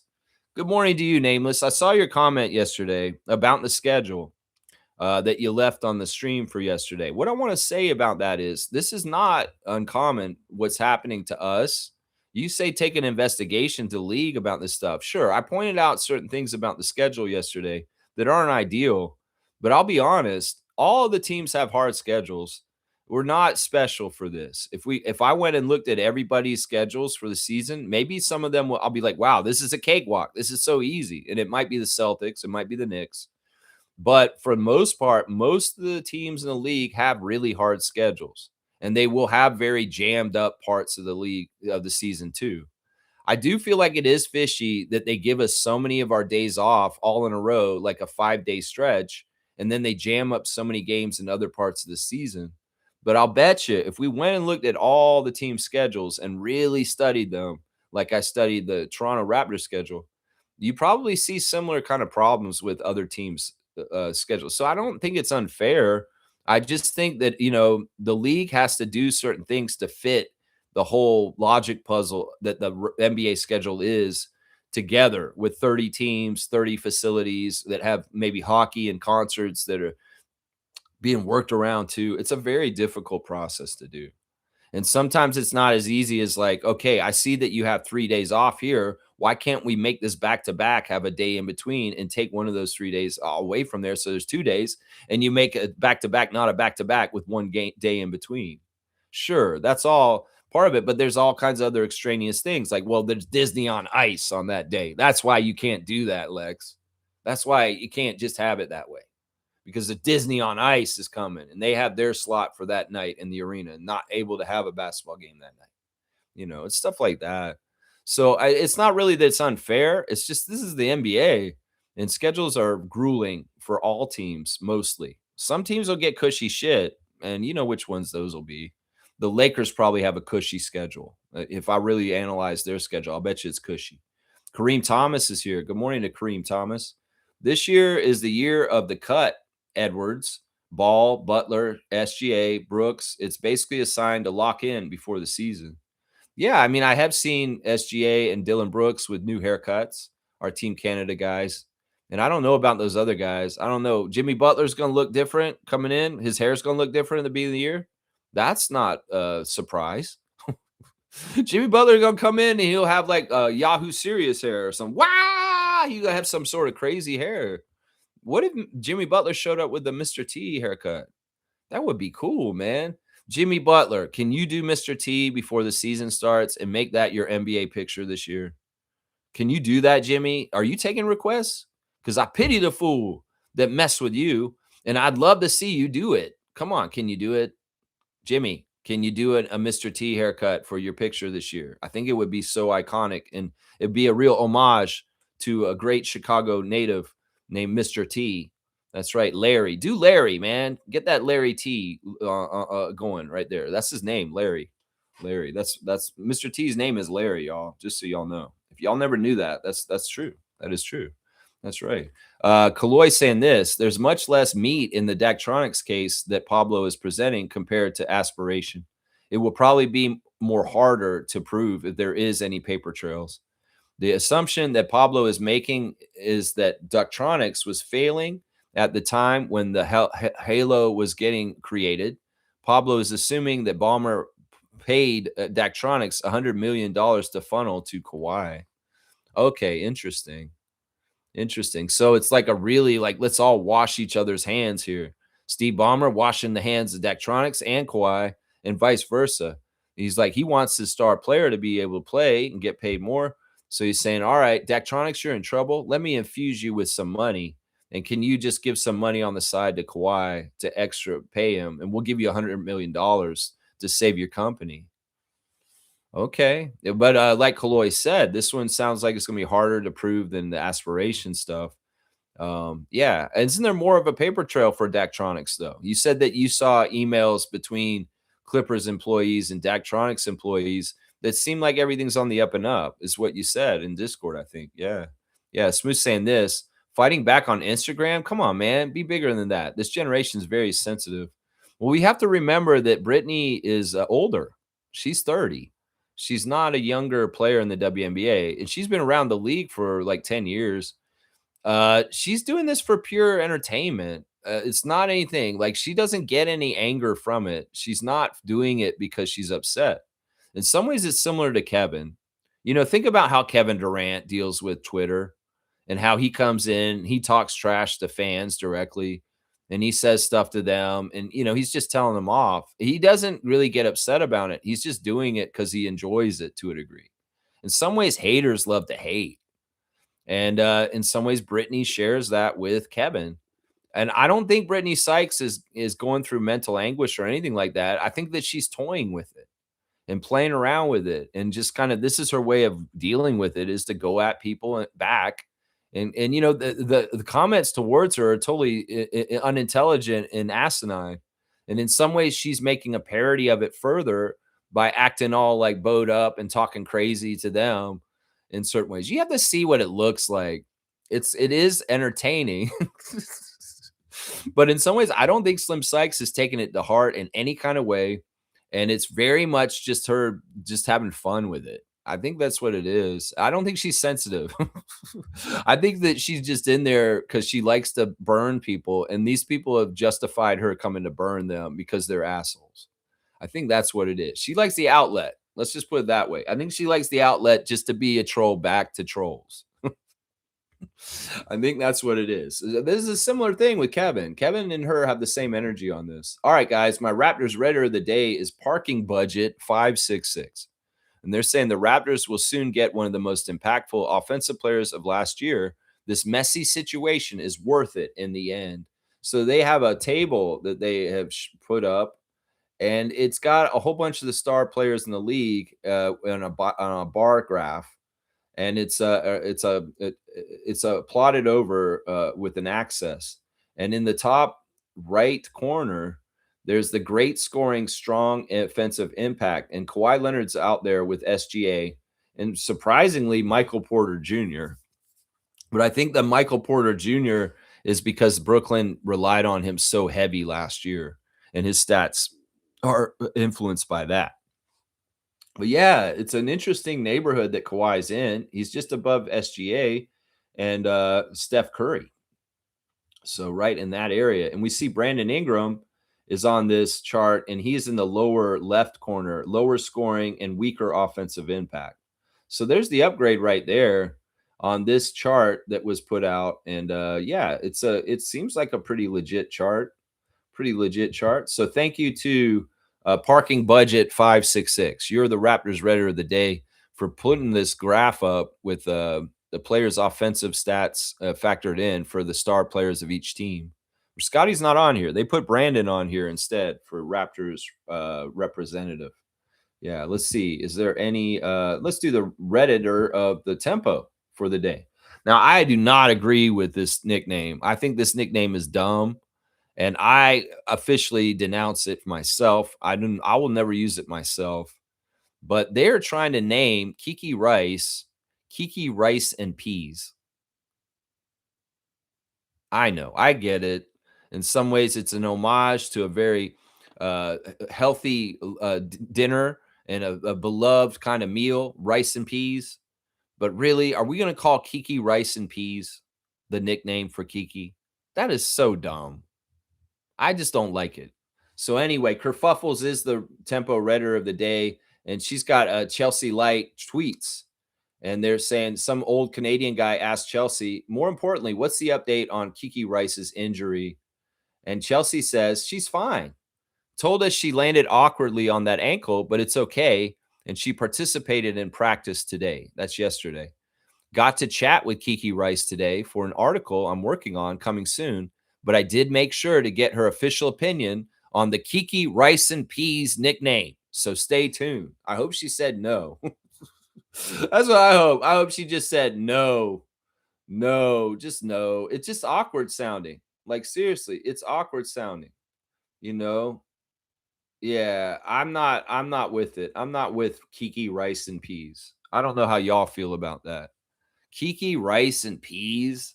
We can do better than this. Come on. We can do better than this. Rice and Peas. We're going to call her Rice and Peas. Look at Rice and Peas. Bully your way to the basket and make the big shot over the center for the Mystics. Rice and Peas for 3. I don't know, man. I don't know. We could do better than this. I mean, I even almost want the San Francisco treat involved with this instead. Rice Aroni, the San Francisco treat. Call it Rice Aroni. That sounds cooler than Rice and Peas to me. I don't know. I don't know. In some ways, it's like there is a lot of opportunities with Kiki Rice's name. You know, some people have been leaning into the Drake side of her name. It's, call Kiki, stuff like that. I don't know. In some ways, the nickname has to come back organically. And Chelsea Light, if you're trying to force Rice and Peas on us, that's not right. That's not right. In some ways, the power lies in the announcers. Once again, Matt Devlin is a nickname maker for the Raptors. If you really want a nickname for one of these Raptors, it's got to be Matt Devlin that bonafies it on the broadcast. So Daniela Poncello, is she going to go ahead and say Rice and Peas now during the broadcast? I hope not. I really hope not. I mean, there are some of the tempos traditions that are cringing me. I still don't like the whole stand until they make their first basket. In fact, it's so bona fide and a part of their culture now. Have you noticed that when they're on the road, the tempo bench doesn't sit down until they score in the game? It's not a good look. I'm telling you, because if the team is inept or not playing well, and they don't score for like the first 5 minutes of the game, the bench is standing there, and the people that paid good tickets, they're standing behind the tempo bench, can't see the game because they have to stand there. And if they don't score for like the first 4 minutes of the game, they're standing a long time. So I never ever liked this idea of standing until the first basket scored by the home crowd and the bench. But they're doing it. It's instituted to the point where the team itself will not sit down until somebody has scored. And I mean, if they want to do that, they want to make this part of the history, maybe like 10 years in, I'll be like, okay, I accept it now. It's a part of it. But right now, it seems awkward. And it's not smart, honestly, because it can actually make the team have a harder time trying to score at the beginning of the game because there's a lot more pressure to score because people need to sit down. And once again, I'll elaborate that it's ableist and that some people cannot stand for a long period of time like that. And they need to sit. Some people cannot stand at all. And in some ways, it's ableist to do this kind of tradition with the tempo where everybody stands until the first basket scored. Yeah, I'm not with this, and I'm not with rice and peas as a nickname. Let's just see how y'all say this. Let's see what y'all think about the rice and peas. Kareem Thomas is saying this. A student at UTM got called a meatball by one of the older staff. He went to HR about it and got the man fired. This generation is so sensitive. That poor guy was planning to retire in 7 years. That's crazy. That is kind of crazy. I mean, what happened to the meathead? That was what Archie Bunker called Rob Reiner for so many years on All in the Family show. Hey, meathead, get in here, meathead. Meathead. Hey, Archie. How's it going, Archie? Yeah, shut up, meathead. What are you doing with my wife? What are you doing with my daughter? I don't want you in this house. Can you get the hell out of here, meathead? Sorry, Archie. I love your daughter. She's great. World Vision, Sally Struthers. Yeah, you get the fuck out of my house, meathead. Nobody could deal with Archie Bunker nowadays. That's for sure. No, they couldn't deal with that. Meatball, that's endearing. Meatball, hey, meatball. Hey, meatball. What is that? Is the kid's mad about that? Oh, no, he called me a meatball. Was that kid rotund? Was that why? Was the kid a little rotund, a little round? They're like, hey, meatball. Yeah, I'll see you tomorrow in class. I love you. He called me a meatball. Hey, your buddy's name is Spaghetti. Hey, Spaghetti, I'll see you tomorrow in class. I'm going to get him fired. He called me a Italian pasta. Yeah, what is this? What is this? Kareem Thomas, what is this? You're right. I mean, in some ways, I make a case for the younger generation. They've been through some shit. Coronavirus, all this crazy shit going on with MAGA and the bullshit with the child rapists in charge of the United States. Then people telling them, the climate change is coming. This is happening. Oh, forget about owning a house. I mean, these kids are shook. In some ways, they have a right to be sensitive because we're not passing the baton of civilization and society to them correctly give them a better chance. This is the one thing that they used to always say in society is that parents want to pass down a better world for their children, where we have failed on this shit for this generation coming up, and there's no denying it. And they're smart enough to know that. So in some ways, them being sensitive, well, they've been traumatized. And that's part of the reason why these kids are so sensitive is because they've been traumatized by the experience of life and knowing that their future is dark because it doesn't look like good things are coming. That they won't have the success of their parents. They won't have anywhere near the success of their grandparents because the arc of success has been destroyed by corruption and greed and people at the very top hoarding all the wealth, so that modern middle society people cannot thrive in that. There used to be a 2-car garage and a big family house for a one single income family for the father just working. Now the mother and the father have to work 3 jobs each just to have that kind of life at this point. So, I mean, can you blame the kids for being a little sensitive because they're traumatized and they've been through shit and they don't really have the same kind of future ahead of them as maybe even our generation or definitely the generation ahead of us? I mean, that's just the sad truth of it, is that we squandered society through greed and avarice. And these motherfuckers at the top have rigged the game and they've destroyed the prospects for most people, is really what the truth is right here. This is it right here. That's it. Jamie K's here. Jamie K's back. Good to see Jamie K back, man. Always good to see great participants in the channel. This is why I like your channel. You're always open for discussion and you always clear up situations like the Sandy situation. Misinformation is a killer. I'm always happy that have a good open discussion. Yeah. And that's the thing. I don't have a format on this channel, so things can be introduced here. And like, even if I didn't think I was going to talk about a subject, if you brought it up in here, I will probably talk about it and be very open about it. I appreciate that you value that. And that's kind of going back to what Randolph's words of wisdom was, is the chain of information in society can be sustained partly through social media and channels like mine, where we share information and we clear things up, because there is so much that is bullshit out there right now. Yeah, I'm totally with that. That's a huge compliment, Jamie K. And I appreciate you being here again this morning and being a part of our channel today. KT saying, is Dick and BI doing team things with the Clippers? I don't know for sure. I mean, I've seen Grady. Grady's been very quiet on Instagram since the proposed trade and the halted trade. He's not posting a whole lot. He's being smart, actually, because he could do all kinds of different things to piss off his Raptors fans and also piss off the Clippers fans he's coming to. So he's very neutral, like Sweden and Switzerland right now. He's not putting up team colors for whatever happens with this whole thing that's going on right now with the pause trade. You know, the outcome could be somehow, some way, that he is still a Raptor and he doesn't want to burn that bridge. So he's being really, really smart. All of his posts have been related to his girlfriend. He's posted pictures of Carla and him doing vacation stuff. And he's got a camp in Kansas again this summer that he's promoting. But otherwise, he is not showing anything much about his summer. You know, I do know that him and Brandon did go to Vegas Summer League, and they did participate with the Clippers camp and going to the Clippers games then. But other than that, there's no outward signs of what they're doing. They could very well be working with them, but it's not public. And in some ways, it's not a big deal either way. But I think it's very smart of Grady to be very professional and not totally switch and make the transition completely visibly on his social media right now, because there is a small, very, very small chance that Grady Dick is coming back to Toronto. You know, Fiercey saying rice and peas. It's not hitting nor landing for me. I'm sorry. It doesn't for me either. Like, it's just it's awkward. It's like, who has ever been named something like this for a nickname? This is crazy. All right, we're going to put it up.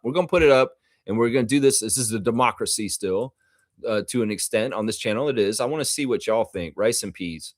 Rice and peas. Yes or no? It's a, you know, I can get why people think it's kind of cool, but also I can get why it's lame too. I can totally get why it's lame. Yes or no? Rice and peas as a nickname for Kiki Rice. It's a little bit, yeah. As Kareem's saying here, he's saying Kiki Rice and peas seems a bit long toothed. Maybe just peas. You just want to call her peas? I don't know. Then you get all these kind of things, P's and Q's, peas, like peeing. Like, what is this? What is this? No, we could do better than this. There's probably something better. Rice is such a good starting point. You can do so much with that. You know, there's so many different ways you can go with rice. Rice goes with so many different dishes. That just makes sense. Rice goes with so much. You know, you can put rice with anything, right? Cream saying, if Matt Devlin was calling a Kiki game and she made a great layup, I can hear Matt Devlin screaming, Kiki, do you love me? He probably would do that. He probably would do that, seeing as his old broadcast partner, Aubrey, you know, they do drop in the Drake references here and there, Jack and Matt and Alvin. Yeah. Yeah, I could see him doing that too. Totally could see him doing that. Fiercely saying Chef Curry and Chef Mabry makes sense because they keep cooking with their threes. But naming players after food or culinary terms is weird. Yeah. Yeah. I mean, they're starting to call her Maple Mabry. You guys like the Maple Mabry? I think she's embracing it. There is a little bit more Maple Mabry going on now with her ties to Canada, and especially with her coming out recently and saying that she misses Canada and she misses being in Toronto while she was on the West Coast road trip.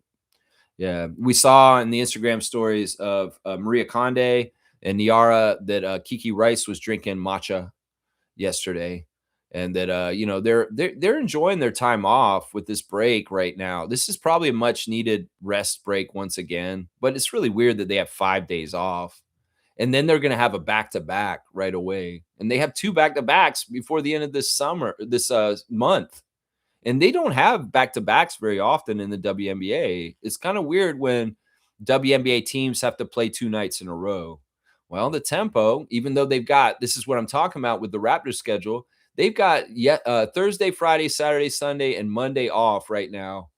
And then they have a back-to-back with the Fever and the Mystics, and it's a travel back-to-back to boot. And then on the 28th and 29th, they go to Las Vegas on the 28th, and then they go immediately to Phoenix afterwards and play the Mercury. That's not a very far travel, though. I've driven from Phoenix to Las Vegas before, and it's not that bad. Driven. So flying's probably really easy. But yeah, it's weird when WNBA teams have back-to-backs, and especially when they have a 5-day like break right now between the Wings game and the Fever game. It's crazy, but they're enjoying their time off. They're doing stuff around Toronto. Isabel doing Taco Bell commercials and doing all kinds of different stuff and promoting things and just looking lovely.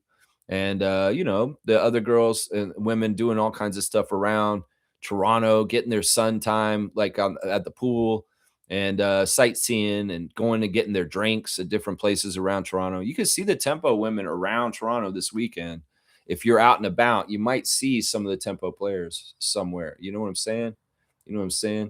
Fiercely saying they do it in Seattle. No sitting in the fourth quarter until the first bucket. See, that's a West Coast basketball tradition. It's not an East Coast basketball tradition. We don't need to do it here. There's no tradition for it here. They just want to make it something special for this. I hate it. I'm somebody that doesn't like to stand at games. I'm a tall person. You make me stand for the first 5 minutes of the game, people behind me are mad at me.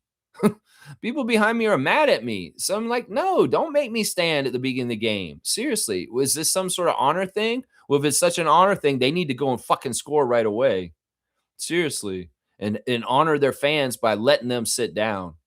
And that's the thing. If they can't score for a while, it's awkward. And we're all still standing there. And in fact, we look like losers because it's like 7 minutes on the clock with 3 minutes played already. And they haven't scored a basket yet. And we're all still standing there. Like, this is what this opens up to. Just it'll probably work down the road when the team is more established as a franchise and they've really got good quality and good things going on and continuity and stuff and dependability. But right now they're feeling their legs. They're an expansion team and they could have a dry spell at the beginning of the game where they don't score for the first 4 minutes and everybody's got to stand around for that whole time. It's awkward. And in some ways, the people standing around make it even harder for them to make the basket because there's more pressure. Because people are like, oh my gosh, they're still standing. We got to help them sit. Come on, make the shot. I missed again. I hate that shit. Go ahead. It's a tradition. We're going to go with it because it's installed, obviously. But I think it was a poor mistake to do this whole aspect of things. Because I look at this for practical reasons. Not just from it would be cool if we just stand until the first basket made. I'm looking at this practically. Is this a practically good idea? No, it's a stupid. You could be hurting the team on the down low, and you don't even realize it, fans, with your dumb push to have a stand up before the game. Whether it was somebody in the organization that wanted this, whether it's a fan movement that made it happen, I think it was folly right from the start. They should have never done this. There's no tradition in Toronto of people standing before baskets made in basketball anywhere. There's no tradition of this. And if somebody from out west wanted to bring it here for this, why? That's the way I look at it. Why? Fiercely saying rice a kiki, the Toronto treat. I don't know about that. I don't know if that works. I don't know. Instead of rice-a-roni, I don't know. Rice-a-roni is you start going to like Bobby Brown, tenderoni. I don't know. Where are we going with this? I don't know. Rice has so many ways it can be put with different dishes. We just got to figure it out. Neil's saying this. Shoot, I thought it was rice and peas versus peas and rice. I withdraw my vote. No, it's just rice and peas versus peas and rice. You want to call it peas and rice? Maybe if we get like a second player on the team that has the nickname Peas, we could call them Peas and Rice, the two of them together. Like, is there a player on our team right now that has a name that starts with P that makes sense for this? We could call that Peas and Rice, because that would be cool if it's like a duo nickname. Like, that's Peas and Rice. Let's go, Peas and Rice. Let's go, Peas and Rice. That might work in that sense if there's a second player that is Peas. And then you got Rice. I mean, we got to figure this out logically. This is important work. This is important work right here. That's right. Kareem Thomas is saying Kawhi, Dick, and BI should start a summer run called Left on the Road, Left on Read, and all NBA players who don't officially have a team could do some runs together. DeMar's there. Like all these players that are waiting. James Harden. Man, I heard the rumor. The rumor yesterday going around our Discord was that DeMar's going to sign with the Warriors, guys. DeMar DeRozan could be a Golden State Warrior next to Steph Curry and Draymond Green for the season coming up. I actually like that fit. I'm not against it. You know, I think it would be fun for Steph to play with DeMar because they came into the league together. And in some ways, they've been around each other a lot, DeMar and Steph. So I think it would be fun. I think Steph Curry would really enjoy playing with DeMar DeRozan. And I think that DeMar would get the opportunities to score in the way he needs to for his all-time career scoring totals to move up the chart better. This would also make it more likely that they would retire Kyle's jersey on the night that the Golden State Warriors come to Toronto if DeMar is there with the Warriors. Because in some ways, he has to have DeMar there when he does the jersey retirement. He said that pretty much at his retirement this summer.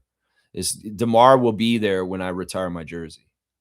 So is that part of what's going on with the schedule right now? Is that the Raptors are waiting to see where DeMar DeRozan lands on which team, and then they'll decide which night they're going to retire Kyle Lowry's jersey, depending on which team DeMar is on. My best money is on either a Philadelphia game as a retirement game for Kyle, because in some ways that's his home team from where he was from, along with his favorite coach, Nick Nurse, being in the house for that. But if DeMar signs with the Warriors, some fans think it would be funny to have to have Kyle Lowry's retirement jersey ceremony on a Golden State Warriors game. Yeah, because I love that too. And, you know, Steph Curry is a contemporary of Kyle's too, and that would be special. Draymond Green can be there to see Kyle Lowry get his jersey retire also. Yeah, it's an interesting development. In some ways, I don't mind that spot for DeMar to land, Golden State. Some people may be like, that's sacrilegious. That's bad. No, there's much worse places that DeMar could land where it'd be sacrilegious to me, and they're in the East. They're not in the West. I say if DeMar goes to the Nuggets or the Warriors, those are the two most ideal places, Denver or Golden State. But I damn for sure don't want to see him on the Cavs or the Nets. Yeah, the Nets would be weird. It wouldn't be the right place for him because there's no winning in Brooklyn. You don't need to go to the Nets, DeMar. No. And even going to Miami would be weird. I don't know if I want you to go to Miami. Cleveland would be absolutely bizarre. Let's just put it that way. Cleveland would be bizarre. That's right. That's right. Let's see. Trevor's saying this. Kiki's last game, she got a lot of highlights on Game Time. Well, that's I think you said that. Didn't you say that yesterday in the chat when the reaction to the game or something like that 2 days ago? Yeah, I mean, that shot that she made that was insane, the one she surprised herself on, where she threw it up high. It hit really high off the glass and then dropped through, and she got an and-one. That was a very impressive circus shot. And that was definitely a highlight reel shot for sure. That could have been the shot of the week for the whole league. That's right. That's right. Let's see. Smooth saying this. No nicknames until the team is a winner, in my opinion. Not good enough to have a nickname. Just my opinion. I mean, I really don't like forcing nicknames. And I feel like this is the ego of people in fan nations that want to do this. You know, it has to be natural. It has to come about naturally, and it has to feel right. It can't be just somebody at home saying, I'm going to brainstorm nicknames for this player, and I'm going to make it up, and I'll do it, and it'll be me that made it up. So many people try to do that with Colin Murray-Boyles last year, trying to make nicknames for Colin and trying to make them stick, like throwing mud at the walls. Let me see if I can make this stick, and it just falls to the floor. Nobody cares. Nobody wants to hear it. Combo. His nickname is Combo. Nobody fucking called him Combo. You know, let's call him the RCMB, like he's the police. No, he fucking hates that nickname. He does not want to be associated with the Royal Canadian Mounted Police. You know, people are trying to force these nicknames on people, and it's all straight from their ego. It's not like that. it's gotta work. It's gotta fit. It's gotta feel right. Nicknames are a very serious thing because nicknames can actually be a part of, you know, a player making money, a part of them getting Nike deals, things like that. Scotty, it was funny in his first year, after his first year on Twitch, that summer, we spent so much time with him in 2022 when he was on Twitch, like so much. And we talked to him so much. I used to throw nicknames at Scott for himself, and he just reject them all. He didn't want any kind of nicknames like that. I think the best nickname for Scott that I came up with was Mr. 94 feet. But nobody's calling him that. I do it sometimes on this channel and it fits because he's the kind of player that'll play defense 94 feet of the court. And I feel like that's rare and that's really special. Another nickname I had for him was I was calling him the Red Baron, Baron von Barnshauser or something like that. And like he's like, he's the Red Baron. He's gonna fly through the lane and dunk it and stuff like that. That fell flat on his face. That is not gonna go anywhere. One nickname I did have success with was Trey Boucher. That was one of the first. I was one of the first people that said the name Trey Boucher, and it was really because of the catapult system and the way Chris shot threes, and it makes so much sense. Trey Boucher, and I mean when Matt's saying it in the game, he's saying it because it's French. Trey Boucher, three from Chris, and it fit. It fits so nicely. It's like a well crafted, well thought of nickname, Trey Boucher. But see, you gotta, it's gotta be like that. It's gotta be something that makes sense on multiple levels, and also just like is really easy for the announcers to call, and it's catchy and those kind of things. And I don't know, rice and peas. I don't know about that. I don't know about that. That just sounds like a lazy ass nickname made up. Seriously, that's lazy. We could do better than this. We can do better than this. That's right. Kiki Rice, that's your nickname, Trevor J? Just Kiki Rice? I like what Smooth's saying. He's like, this will come about organically and not until they're winning in some ways. I don't know. Maybe we don't have to wait till they're winning, but I think that we need more time to gestate and kind of get the team kind of more grown as a team overall. That's right. UC saying this unspoken rules like standing bit aren't really necessary. I don't get why people enforce it without saying anything. Well, in some ways, I don't like it because it's shaming people if they don't want to do it. I mean, if there's people that are sitting at the game and they don't stand for the beginning of the game, are Tempo fans being assholes and saying you should be standing, you should stand here? I can't. I have a fake leg. Say shit like that to people. Because it's like, look, I get it. In some ways, I'm an anti-conformist. And in some ways, I don't like this whole thing. Everybody must stand for the pledge. Everybody much like I like that in more recent years, people have said, if you want, Herbie at the Scotiabank Arena say, if you choose that you do not want to stand for the pledges, for the anthems, that is your right. That is your choice. And yeah, I haven't been standing for the American anthem when I go to games at any time in the last 2 years. No, I haven't. And I'm an American. I sat down. I do not stand during the American anthems in the Scotiabank Arena when I go to games anymore.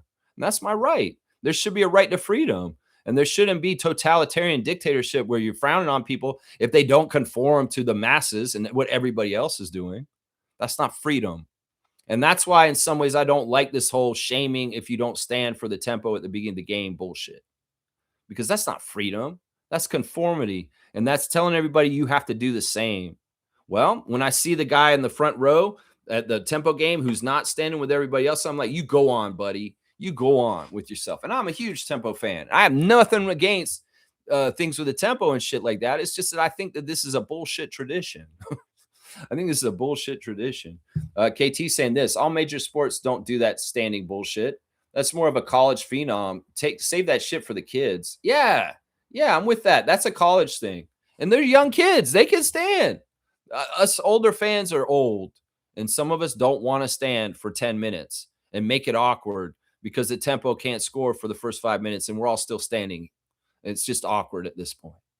Yeah, in some ways, you make ourselves look bad because if they don't score, it looks even worse. Oh, well, I can tell the tempo haven't scored yet because it's 0 on the scoreboard, and they're all still standing around at the sideline. Yeah, I'm just not a big fan of this whole thing. I'm really not. KT saying Golden State shouldn't get DeRozan. They need to focus on flipping that roster to get younger. Blowing money on DeMar isn't a good investment. I don't care about that. What the fuck do you give a shit about Golden State and what they do for themselves? Fuck the Golden State Warriors. KT, you care about the Warriors and what that's going to happen to them? Fuck them. Why do you give a shit? Seriously, you care more about them than the Raptors? Who gives a fuck if they do this? Honestly, they're holding on to Draymond and Steph still. So it's not like they're ready to turn the page yet. So they might as well go ahead and invest some money in DeMar just for a couple years, like 2 years. They paid DeMar for 2 years and he plays for them for 2 years. And then they all ride off in the sunset together, Green and Curry and DeRozan. Is that a big deal? No, because they're not ready to turn the page and hand that team over to anybody like Pods or anything like that. They don't really have a future, because that's true what they say. You hold on past for so long, you dry up the future. And the Golden State Warriors have held on to their dynasty of Curry and Green for 15, 17 years, something like that now. And well, the crops growing underneath are not coming up either way. So even if they have DeMar on their team for 2 years, they don't have a good group coming up underneath them anyway. And they're going to be screwed no matter what when Steph Curry retires.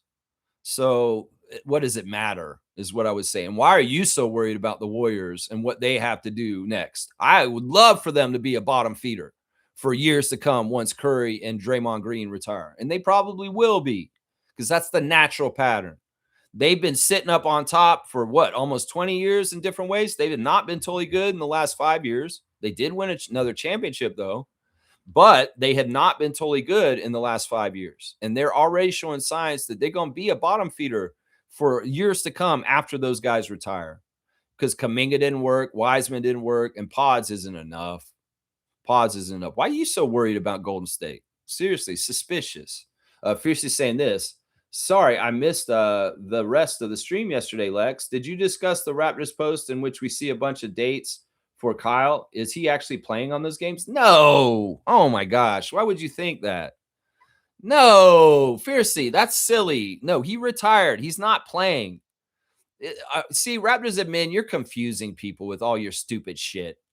All right, Raptors admin put out a scheduled teaser of the season, and they've been doing this thing. They're honoring Kyle this season, right?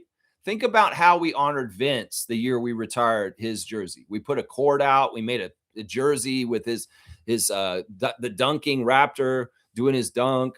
We did all this shit to honor Vince the year we retired his jersey. We're going to start doing that for Kyle this year. So everything's going to be Kyle themed, even though he's not playing fiercely. So they're going to put Kyle in a lot of the ads because this is the year of retiring Kyle's jersey. So it's going to be a theme for the season is Kyle Lowry. They're going to put Kyle Lowry all over the place and milk it for all it's worth. It has nothing to do with him playing in games. It's just another teaser for the season, like the stupid Chelsea Green thing they did with WWE, where they're going to talk about key dates of the season. In fact, this is Keith Pelly trying to sell single season tickets by using the Groats image on it. He's not playing. It's just that the theme for this year is Kyle Lowry. So you're going to see a lot of Kyle Lowry this season in all of our advertising because it's going to be a Kyle Lowry year. And that's what it is right there. Yeah. I thought it was a one-day contract. Yeah, I'm sorry they confused you like this. In some ways, no. He's never playing in the NBA again. He's a marketing tool is what he is at this point. That's what it is right there. Yeah, Isaac's saying, blame it on the rain. Yeah. Blame it on the stars. Woo, that's right. Blame it on the shooting stars for getting in a fight and Roddy Peters Jr. getting suspended for 2 games. That's right. Isaac likes my music, though. He says I did a pretty good parody song today. I think that's pretty good. That's right. Let's see. Nameless is saying the best nickname I've ever heard was Mr. Game 7. And people did call him that. Mr. Game 7? Who? Who's Mr. Game 7? Who's Mr. Game 7? I don't even know who that is. Who is that? Who's Mr. Game 7? Smooth saying DeRozan on the Warriors makes them a 9th seed ahead of the Lakers. Man, I would like this. That means they're in the play-in at least. And maybe they have a chance to get into the playoffs. Because, see, that's the thing. We just want DeMar to have a fighting chance to play in the postseason. That's one of the things he wants this season, is to be able to return in the postseason and play more playoff games before he retires. And I think the Warriors would give him a shot at least.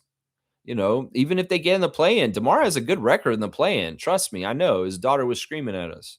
DeMar has a good record in the play-in. If he gets in the play-in, he often does get somewhere, I think, until Miami beats them and puts them out. I guess that's the difference.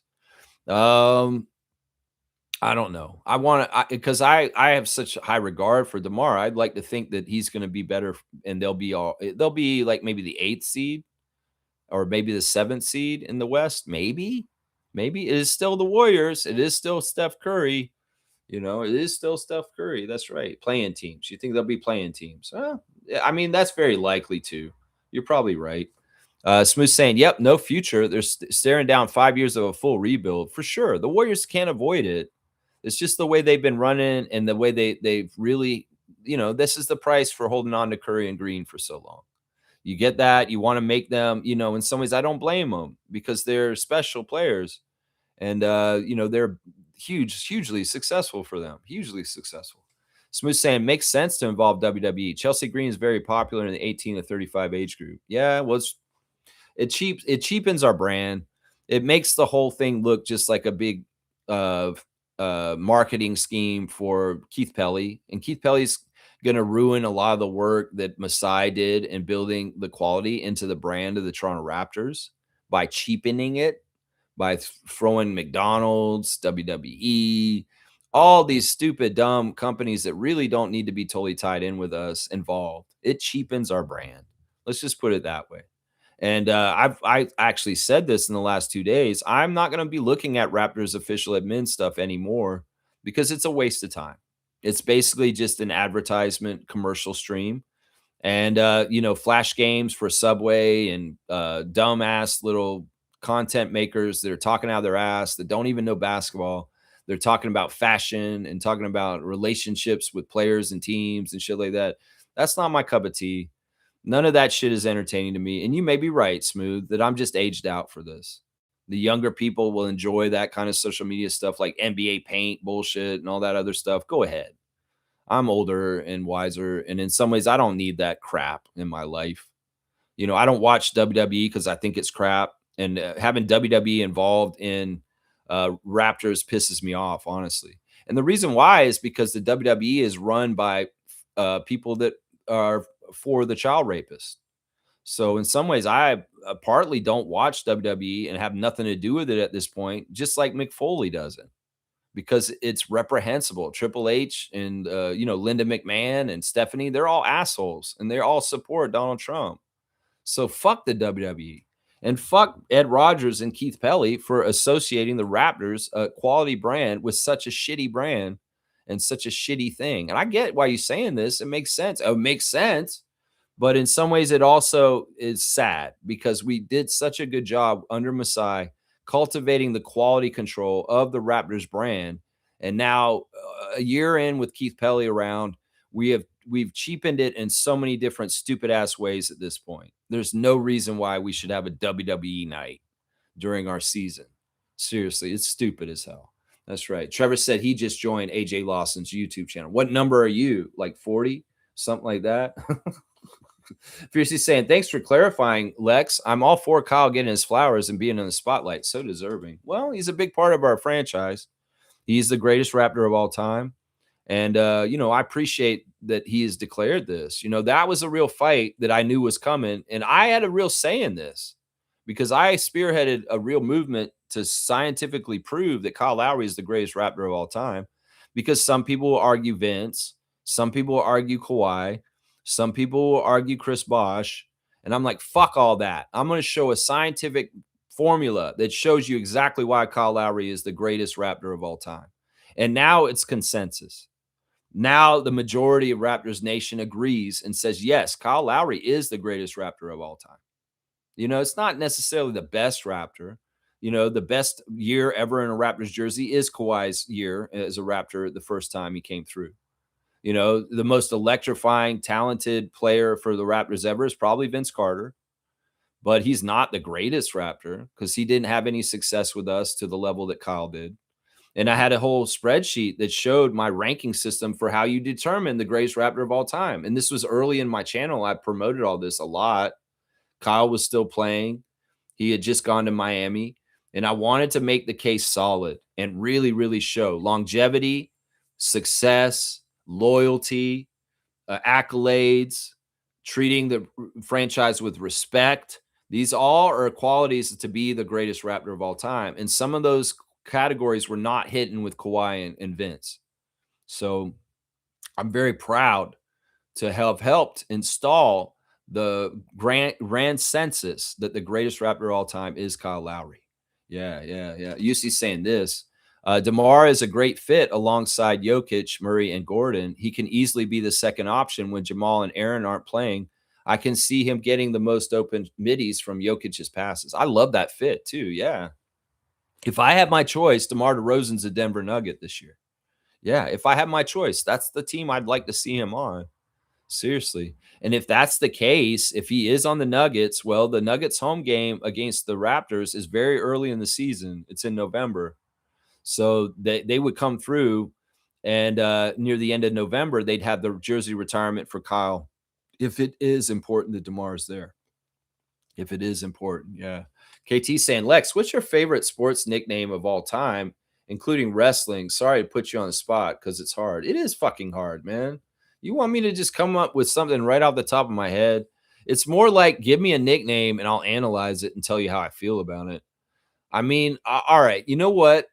I'm going to go ahead and say two of the coolest people that have the coolest nicknames are Daryl Dawkins and Charles Barkley. Charles Barkley's round mound of rebound is really one of the greatest nicknames ever. The round mound of rebound. That is badass. That is badass. Sir Charles. Charles has some really good nicknames. Charles Barkley. Now, Daryl Dawkins was on a whole other level. It's like the Slamtron from Lovetron and all kinds of crazy shit. Chocolate Thunder or something like that. They called him all kinds of crazy stuff. And he made up some of those nicknames himself. Like he'd be doing interviews and talking like Muhammad Ali with crazy ass nicknames that he'd call himself. So I would say the personification of great nicknames is Daryl Dawkins. And if you'd have to go back, and I don't even remember all of his crazy nicknames that he had off the top of my head because he had a lot. But one of the singular greatest nicknames ever in the history of basketball is the round mound of rebound. Is definitely that one. That is one of the best right there. I'm not even going to wrestling. Wrestling nicknames are part of gimmicks. Smooth saying this. She's actually proud to be from Canada. She's very different from the character she plays. But I understand how you feel, man. Chelsea Green? Yeah, I'm not indicting her. I'm indicting the whole company. Yeah, fuck the WWE. Fuck the WWE is dead to me. I will not watch it. I know y'all tried to get me into it again in recent years and said, Lex, you should watch the pay-per-view this weekend. I did not. I did not watch any of it. I have not tuned in to wrestling since 2005. So 21 years of no wrestling, current wrestling. I've completely ignored AEW, the whole entire existence of it for the most part. It's just not interesting to me. I'm watching NWA World Championship Wrestling from 605 Saturday nights in the mid 80s right now. In fact, I just watched the time where the Horsemen kicked Ole Anderson out and they brought in Lex Luger. That's where I am right now with my wrestling right now. I'm watching the Crockett Cup of 1987 this week, where I'll watch the Crockett Cup in timeline. I'm watching all this stuff in a row. So I'm right around 1987 with my wrestling watching right now. And they just kicked Ole Anderson out of the Four Horsemen. And Nikita is teamed up with Dusty.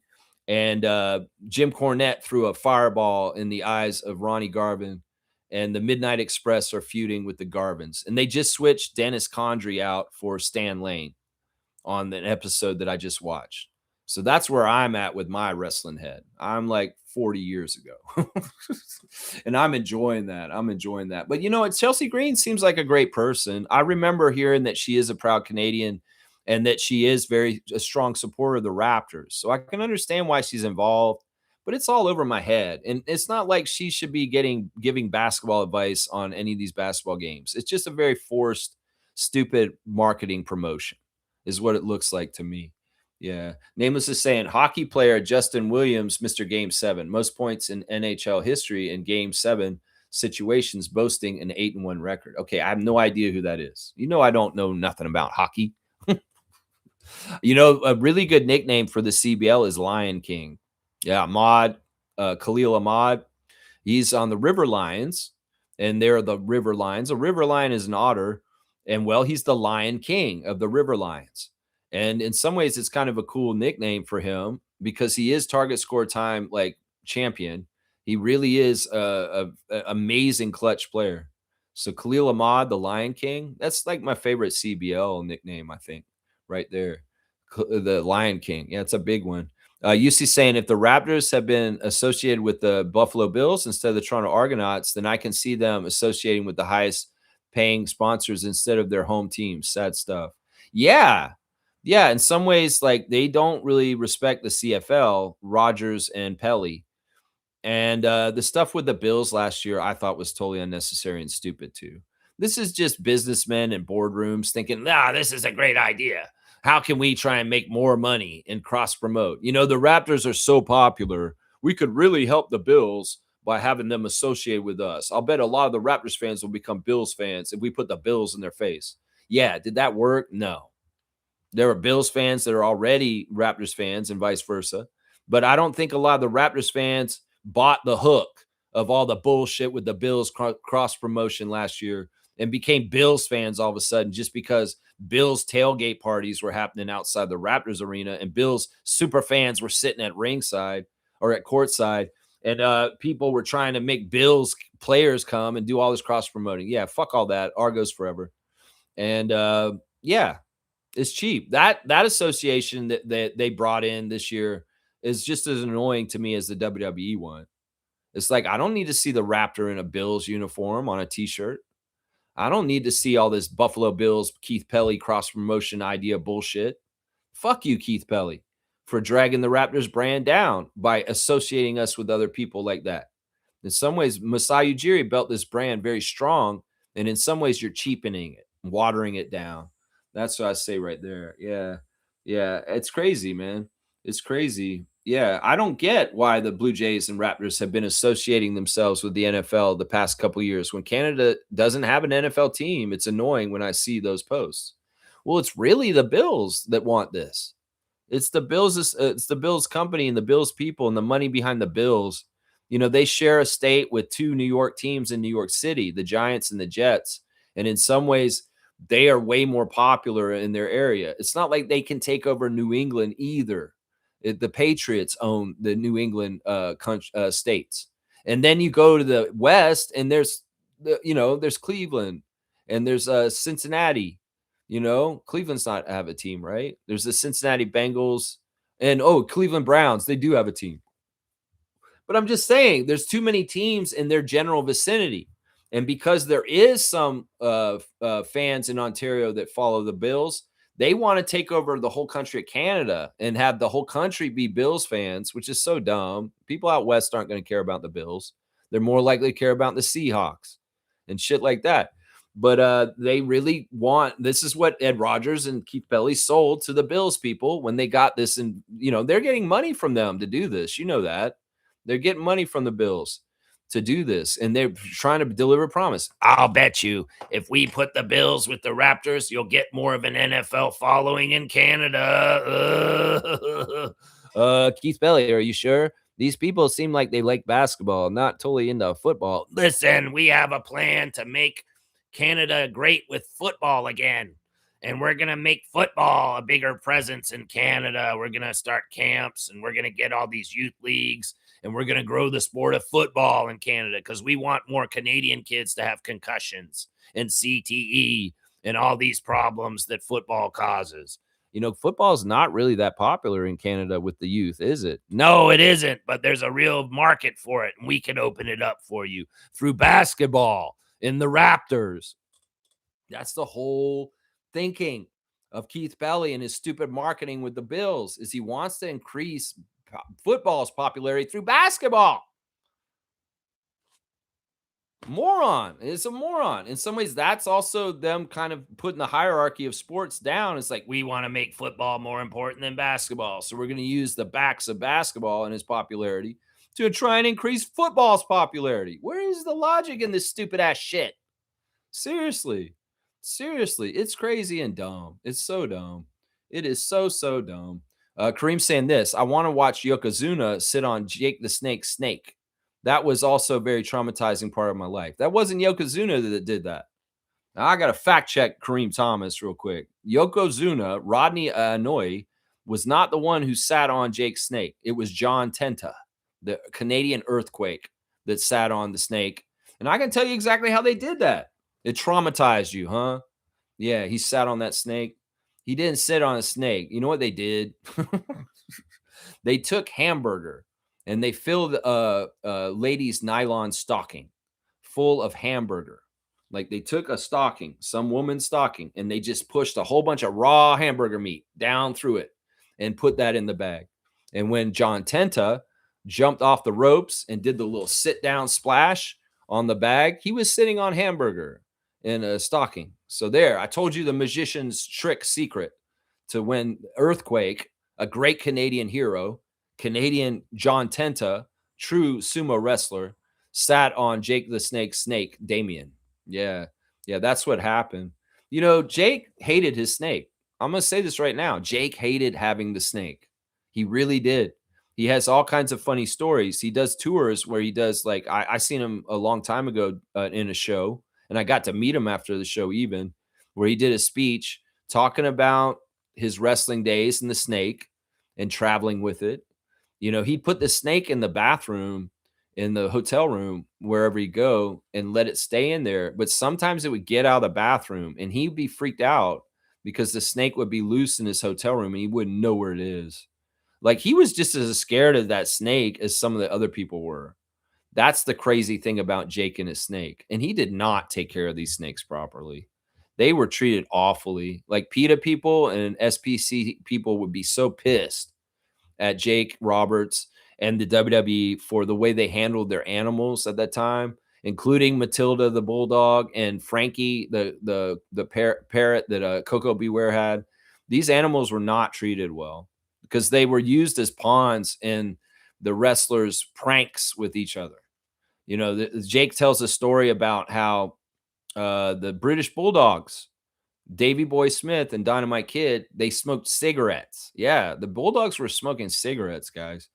And they would put their lit cigarettes in Jake's snake bag with the snake to torture the snake, which is fucked up, honestly. And it shows how much assholes the British Bulldogs were. They were absolute assholes. Both of them. They were really bad people, Tom Billington and Davy Boy Smith. They played really awful pranks on people, including throwing lit cigarettes into Damien's bag. So Jake was pissed. He found out that they were doing that to Snake. And think about how harmful that is to a snake, just having a burning cigarette inside the bag, burning them. So he went and gave a bunch of X-Lax to Matilda the Bulldog to get back at the British Bulldogs. He fed their dog laxatives on purpose and watched that dog shit all over the place. And they were actually going out the ring and the dog shat all over the place the whole time they were out there with the dog out in the arena. That Matilda was crapping left and right because Jake got his revenge. And that's the thing. This isn't right for these animals to be pawns in this stupid ass kind of like shit going on. So yeah, a little bit of extra WWF stories right there. I have more gross stories that Jake Roberts has told. Very gross stories of weird shit that wrestlers do. But I'll save those for another time. But yeah, just a little bit on that, man. Just a little bit on that. That's right. That's right. I'm starting to realize the wrestling in the early 90s was pretty traumatic for me. That's the funny thing is the wrestling in the early 90s was actually very family friendly. That was the new generation era for the WWF. And even the WCW was all cartoonish. They were really building off of the era of the golden age with Hulk Hogan and Hulkamania in the 80s and trying to really double down on it. So that it was oriented towards children and it was very colorful and superhero-ish and really not tied to reality and ridiculous in a lot of cases. So both WCW and WWF were doing that kind of shit in the early 90s. And for me, as a kid going into high school, it was a turnoff. And I stopped watching wrestling at the time because I was like, yeah, this is for little kids. These are colorful, animated characters like Doink the Clown and shit like that. And that era is very child friendly, actually. But it's crazy that you think it was such a traumatic time for you. It's kind of crazy, man. It's kind of crazy. Nameless is saying, yo, bro, hockey sucks. I mean, I don't watch it. I haven't watched hockey very much at all in like a long time. Kareem's saying this: the Bills just built the most craziest stadium in all sports. They are dog shit, but the stadium is first class, and that's even an area of bullshit there because they made the city and the taxpayers pay for that arena.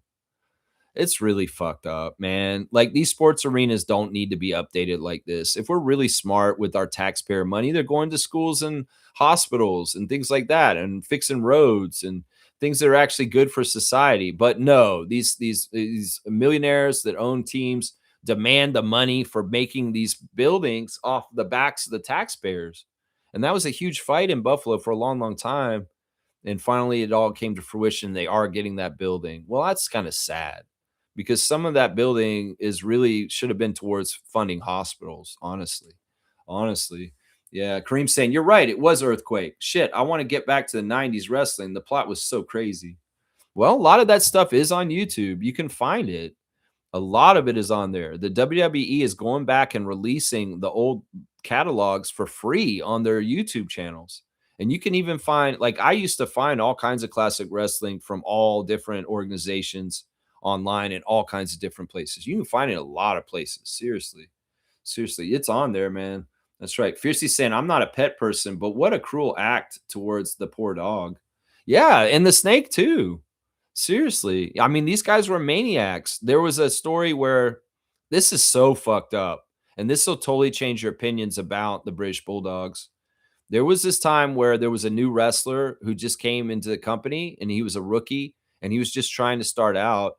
And the Bulldogs wanted to fuck with him. So what they did was the guy was staying in his hotel room and they had a hotel room near him. They broke into his hotel room and acted like they were thieves with masks on and guns and scared the shit out of the guy and held him up. Just as a joke. They thought that was a funny joke. They literally broke into his hotel room with masks on and guns and said, "This is a holdup. This is a holdup," and scared the shit out of this guy in the middle of the night. And he actually quit wrestling after that and just left for good. They literally hazed that guy out of his career and what he wanted to do.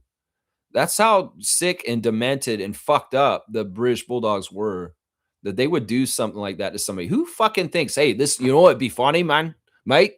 Yeah, what is it, Davey? We should go next door and break into this guy's hotel and pull a gun on him and see if he really shits his pants. Oh, that is funny, Davey. We should do that. We are some fucking psycho fucks from England here, aren't we? Yeah. I think it'd be real funny, and we might as well do something. I'm bored, and I ain't got no more beer. You know, this is the kind of shit that they were thinking about doing, man. They're fucking crazy, man. That's right. Names is saying sickos, man. Mistreating animals, special kind of rotten. Yeah. Yeah, I agree with this. I totally agree with this. All right, straight goods on Canadian goods, guys. Guys, I'm going to do cereal today. We got some Nature's Path. This is gluten-free honeyed cornflakes.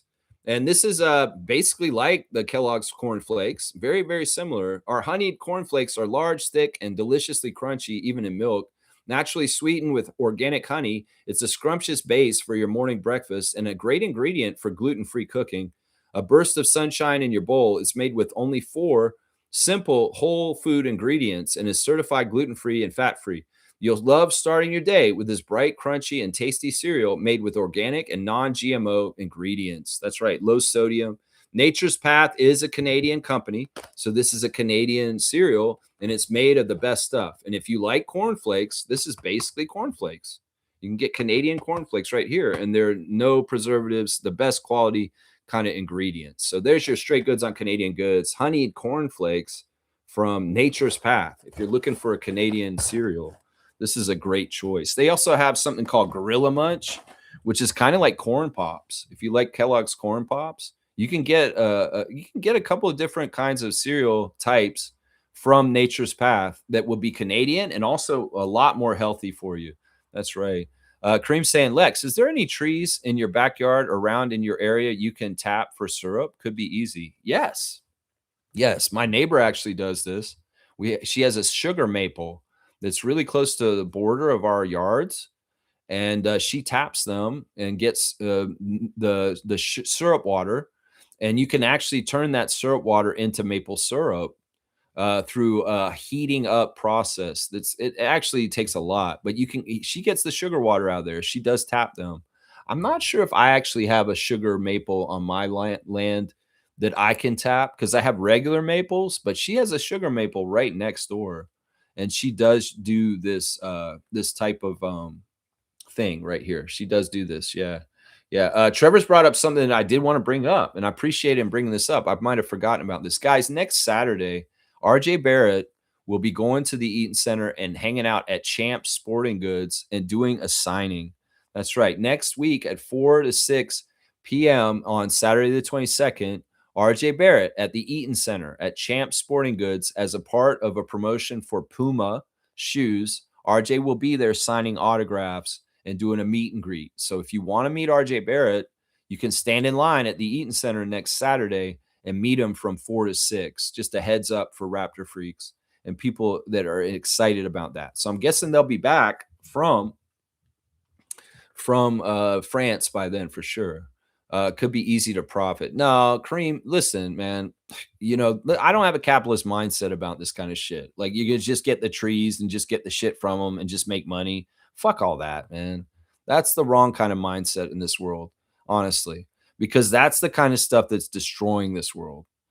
Take what you need, but don't take so much that you want to just make a whole bunch of money off of it. Fuck all that, man.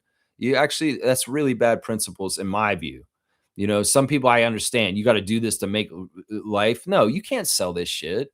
This shit is not worth that much money. The processing to make the syrup water into maple syrup is very intensive, and it can be expensive too. So unless you have like 100 trees and you're doing it on a mass scale, you're not going to make any money doing this. You do this for yourself. You take the little bit that you can get for yourself, you convert it, and you have your own maple syrup. Maybe you make enough that you can have a little bit of a small batch that you share or sell to somebody else. But this is not a lucrative industry. If you're thinking that this is the get rich scheme and that you're set for life because you have a sugar maple in your yard, you're crazy. You're crazy. There's not enough there. And honestly, I'm not thinking about anything in my yard monetarily. I'm thinking about it for myself to survive off of. And I'm not trying to grow stuff just to sell it. I'm trying to grow stuff for myself to eat. That's another whole level of stuff. I'm not into farming. I'm not trying to farm or make things like that. If I have really good crops and they have a huge amount of it, maybe I'll share it or sell some of it at a farmer's market. But yeah, this is not the mentality that I have to profit. I'm sorry. That's not a way I'm running things here. In some ways, some people want to do that and figure that out. Maybe they have a niche thing that they grow at their place. Like they're really good at growing broccoli or something like that. And they make a whole bunch of broccoli. They grow a whole bunch and they have too much. They can't use it. And then they take it to farmer's market and sell it. Sure, people can do that. But yeah, I don't see this. I mean, she gave me for free a package of the syrup water, and she just gave it to me as a neighbor. Say, here, I have extra syrup water. Here you go. See, it's the mentality. It's the way you think. And some of us, we need to decondition ourselves from the capitalist system and stop only thinking about the bottom line, honestly. Nameless is saying, yeah, that poor guy probably needed years of therapy. Which poor guy? Who are you talking about? Who's the poor guy? Oh, the guy who got attacked in the hotel room by the British Bulldogs. Yeah. Yeah, I don't know who it was. They didn't name their name or anything, but this is all, I think, in the Dark Side of the Ring or something like that. Somebody talked about it in an interview, and I'm like, that is totally fucked up, man. That's really fucked up. I mean, Owen Hart did some crazy pranks too that were really fucked up, but not as evil as that. Not as evil as that. He'd do stuff like he would call the front desk at the hotel where the wrestlers were staying and impersonate other wrestlers and get them in trouble with the staff. Like, oh, I'm the honky tonk man and I'm in room 214 and I hate y'all. And I'm going to come down there with my gun and I'm going to get you and stuff like that. And then like the honky tonk man would go down and like, he wouldn't have said it. Owen would have done the impression of him. And the hotel staff would be afraid of the honky tonk man because of that or something like that. That's the kind of shit that Owen Hart was doing. But British Bulldog, he was doing some other level, like violent, crazy ass, like shit that wasn't right. Let's check in with HD real quick. We're on gate 4 and we're in line 4, I believe. Gate 4, line 4. No, line 5 actually. So yeah, just a reading a little bit more background on the gate. If you have this in an open ajna, which is your jaw area of your face, which is about half the population, then don't be seduced by your certainty that you have a solution to your problem or a surefire way to proceed in your life. Simply observe, remind yourself that you have been looking for answers your whole life, and so many times they have turned out to be the cause of unnecessary anxieties. Don't act on your thoughts. This advice is especially relevant when you consider the fourth gate is grounded in the 49th gate of emotional and social principles.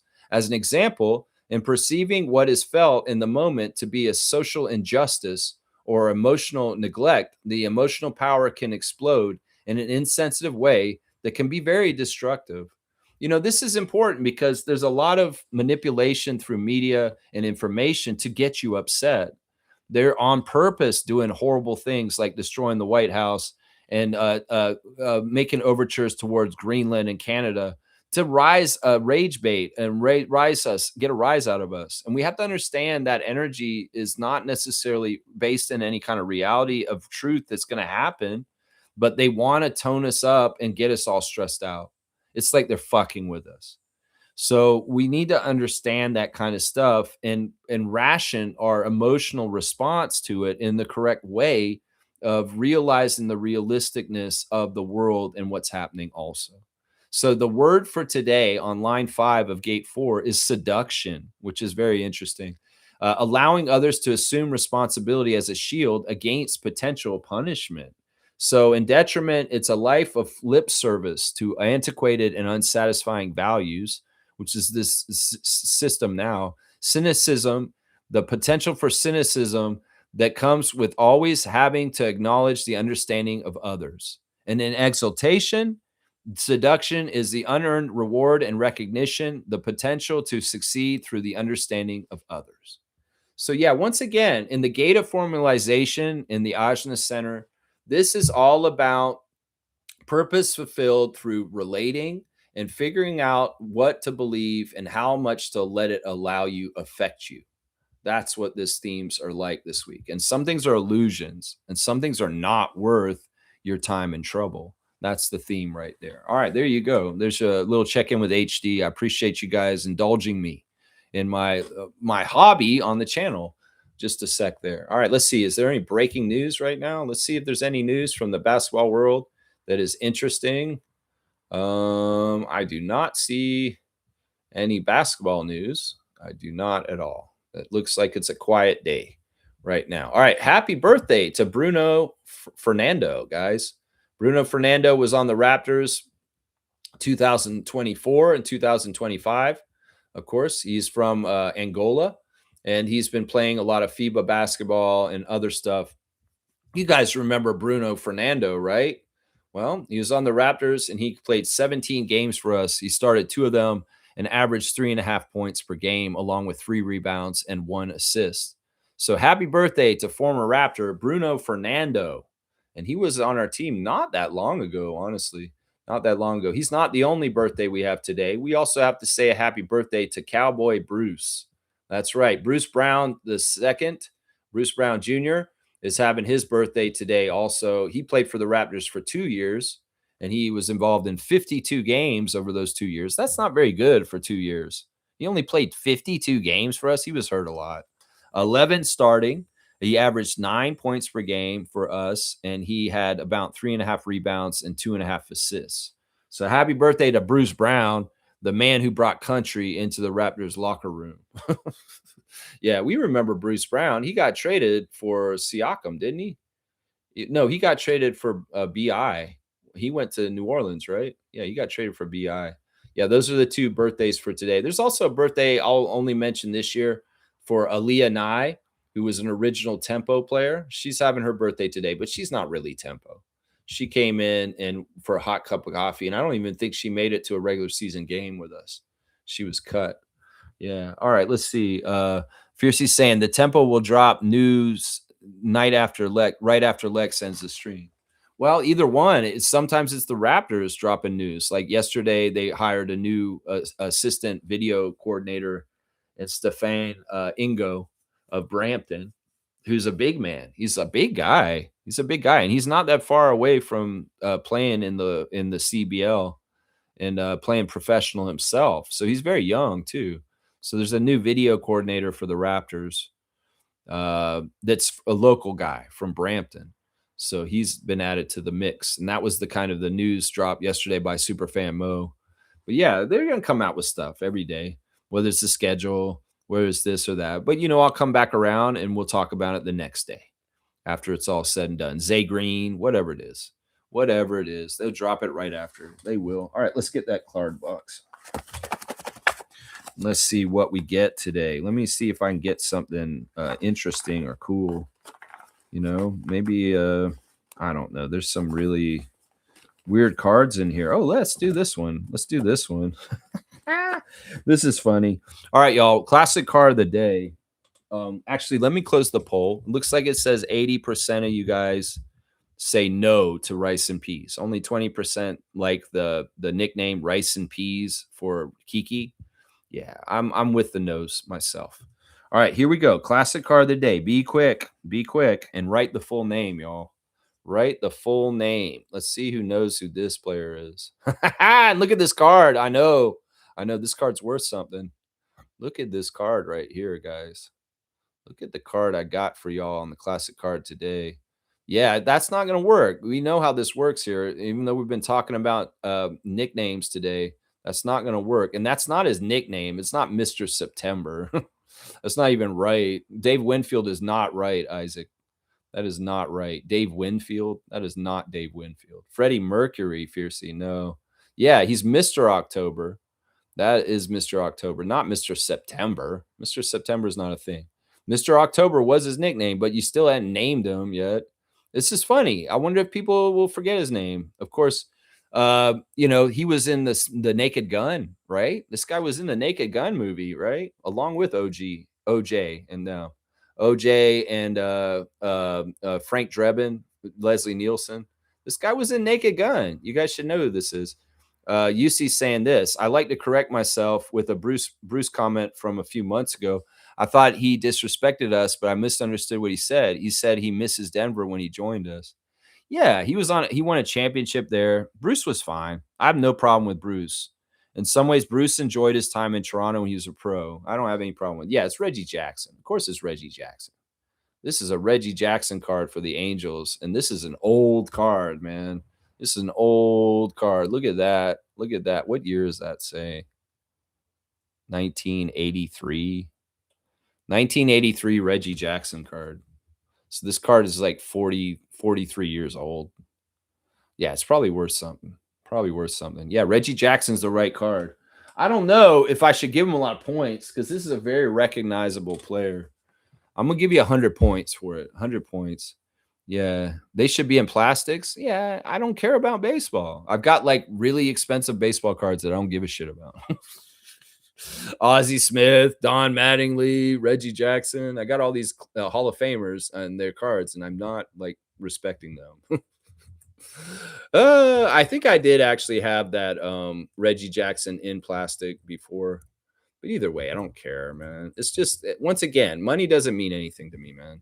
All right, let's see. 100 points for Kareem Thomas for Reggie Jackson. And he must kill the queen. I must kill the queen. That whole part in Leslie Nielsen's Naked Gun is hilarious. When Reggie Jackson tries to kill the queen in the middle of a baseball game. Hilarious stuff. All right, let's see. Where are we with Kareem Thomas in the standings for how much he just got? 100. Let's see how he jumps up. He did get passed by somebody. He's going to be tied with Kaloy now at 550. So running down the trivia standings, Slug Deezy, 3120. Stargate, 1850. Fiercey, 1631. Seymour, 1550. Smooth, 1350. Kene, 900. Isaac, 650. UC, 600. Kaloy and Kareem, 550. So that is our standings for our trivia leaders so far this year. So Kareem tied up with Kaloy there. Yeah, that's where we're at. Yeah. Yeah, let's see. What else are you guys saying? Let me see. Oh, yeah, the Bruce Brown thing's fine, you see.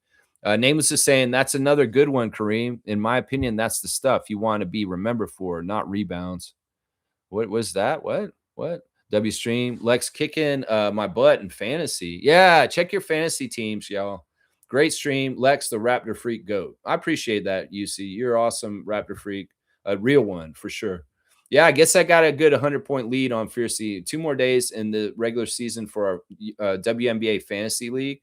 So get your team set up in good place. It looks like Kaz is beating Meredith. That's another really big matchup there. Kaz fighting for third. And then James is losing to Kareem. Kareem's been doing really well this year. I've been really proud of Kareem Thomas and how he's been keeping up with his WNBA team. Cool Cat is winning against Logical Raptors Fanatic, and Smoking Aces is coming up and winning it this week. Let me just see, because the playoffs are coming so fast, I want to see how it looks right now for the playoff picture. And right now, the seeds are as such. It would be in the first round, starting on Monday for the playoffs. It would be Smoking Aces versus Fiercey, who's in the number 1 seed. But if I beat her, I'll be in the number 1 seed. Kaz against Meredith. So it's really kind of a preview for the first round, what's going on right now. Me versus Cool Cat, and James versus Kareem. And those are the seeds right now for the 8 teams that'll make the playoffs. So, y'all, it's going to get really more important as Monday for our WNBA ESPN Fantasy League. So be ready for the playoffs. They're starting on Monday. That's right. Yeah, you're the best in the West. You're the leader in your conference. That's right. Yeah, you've done a really good job this year. Sometimes you're flaky with taking care of your team, but this year I can tell you've been doing a good job, and I appreciate that. All right, I'm out, y'all. Thanks for watching. Share the Love Club from Mike Batiste. Mike Bulldozer Batiste is a level of legend in Europe with the Greek League and his team there that he won so many championships with. They went on a crazy run and a dynasty and Panathinaikos or whatever. Yeah, they're really, really good. And he's going back to coach with them after coaching with the Raptors for 3 years. So we appreciate Mike Bulldozer Batiste being around the Raptors for 3 years in Darko and helping our big men develop more. And we wish you the best in your future endeavors with your Greek team and assistant coaching for them. So yeah, respect the career of Mike Batiste and the great accomplishments and the things that he's done. And if you really want to see what he was all about, find his highlights on YouTube. You guys might be shocked at just how dominant he was and just how crazy good he was in the Greek League. All right, that's what we're doing. Share the love for him. That's right. Have a good day, everyone. I was listening, just not posting today. Well, only the best to you, Cool Cat. We love you so much. And I hope you have a great rest of your Saturday. All right, I'm out, y'all. Tomorrow, we'll be reacting to the championship game today for the CBL. I'll do a Sunday special report or reaction to the championship game. So we'll be talking a lot about Winnipeg versus Brampton, 3:30 p.m. today. Watch that game, guys. It's the last game of the CBL season. It's the championship game, and we will see a new champion in the 8th year of the CBL crowned today in Winnipeg. And hopefully they'll break that attendance record and get about 13,000 people at the Canada Life Center in downtown Winnipeg. So we'll have to see. Yeah, I'm out. Thanks for watching. Let's go Raptors. Let's go Tempo. Let's go CBL. Let's have a fantastic championship game and make up for the debacle on Wednesday night in Brampton. And I think it was the facility's fault. Honestly, reading through it all, I think it is the facility's fault. All right, let's go. Yeah, we did a classic card. It was Reggie Jackson. Smooth. You guys see this card, man. Where is it? This is the card of the day, Slugged Easy, is Reggie Jackson Topps 1982. It's kind of crazy, man. I know we're not doing basketball cards right now. It's a little bit off with the cartoons and the Yo MTV Raps cards and stuff like that. All right, I'm out. I'll see y'all tomorrow, 9:30 a.m. Sunday. Let's go. Let's go, RJ. Let's go, Scotty. Let's go, Jakob. Let's go, Kawhi. Let's go, Emmanuel. Let's go, Colin.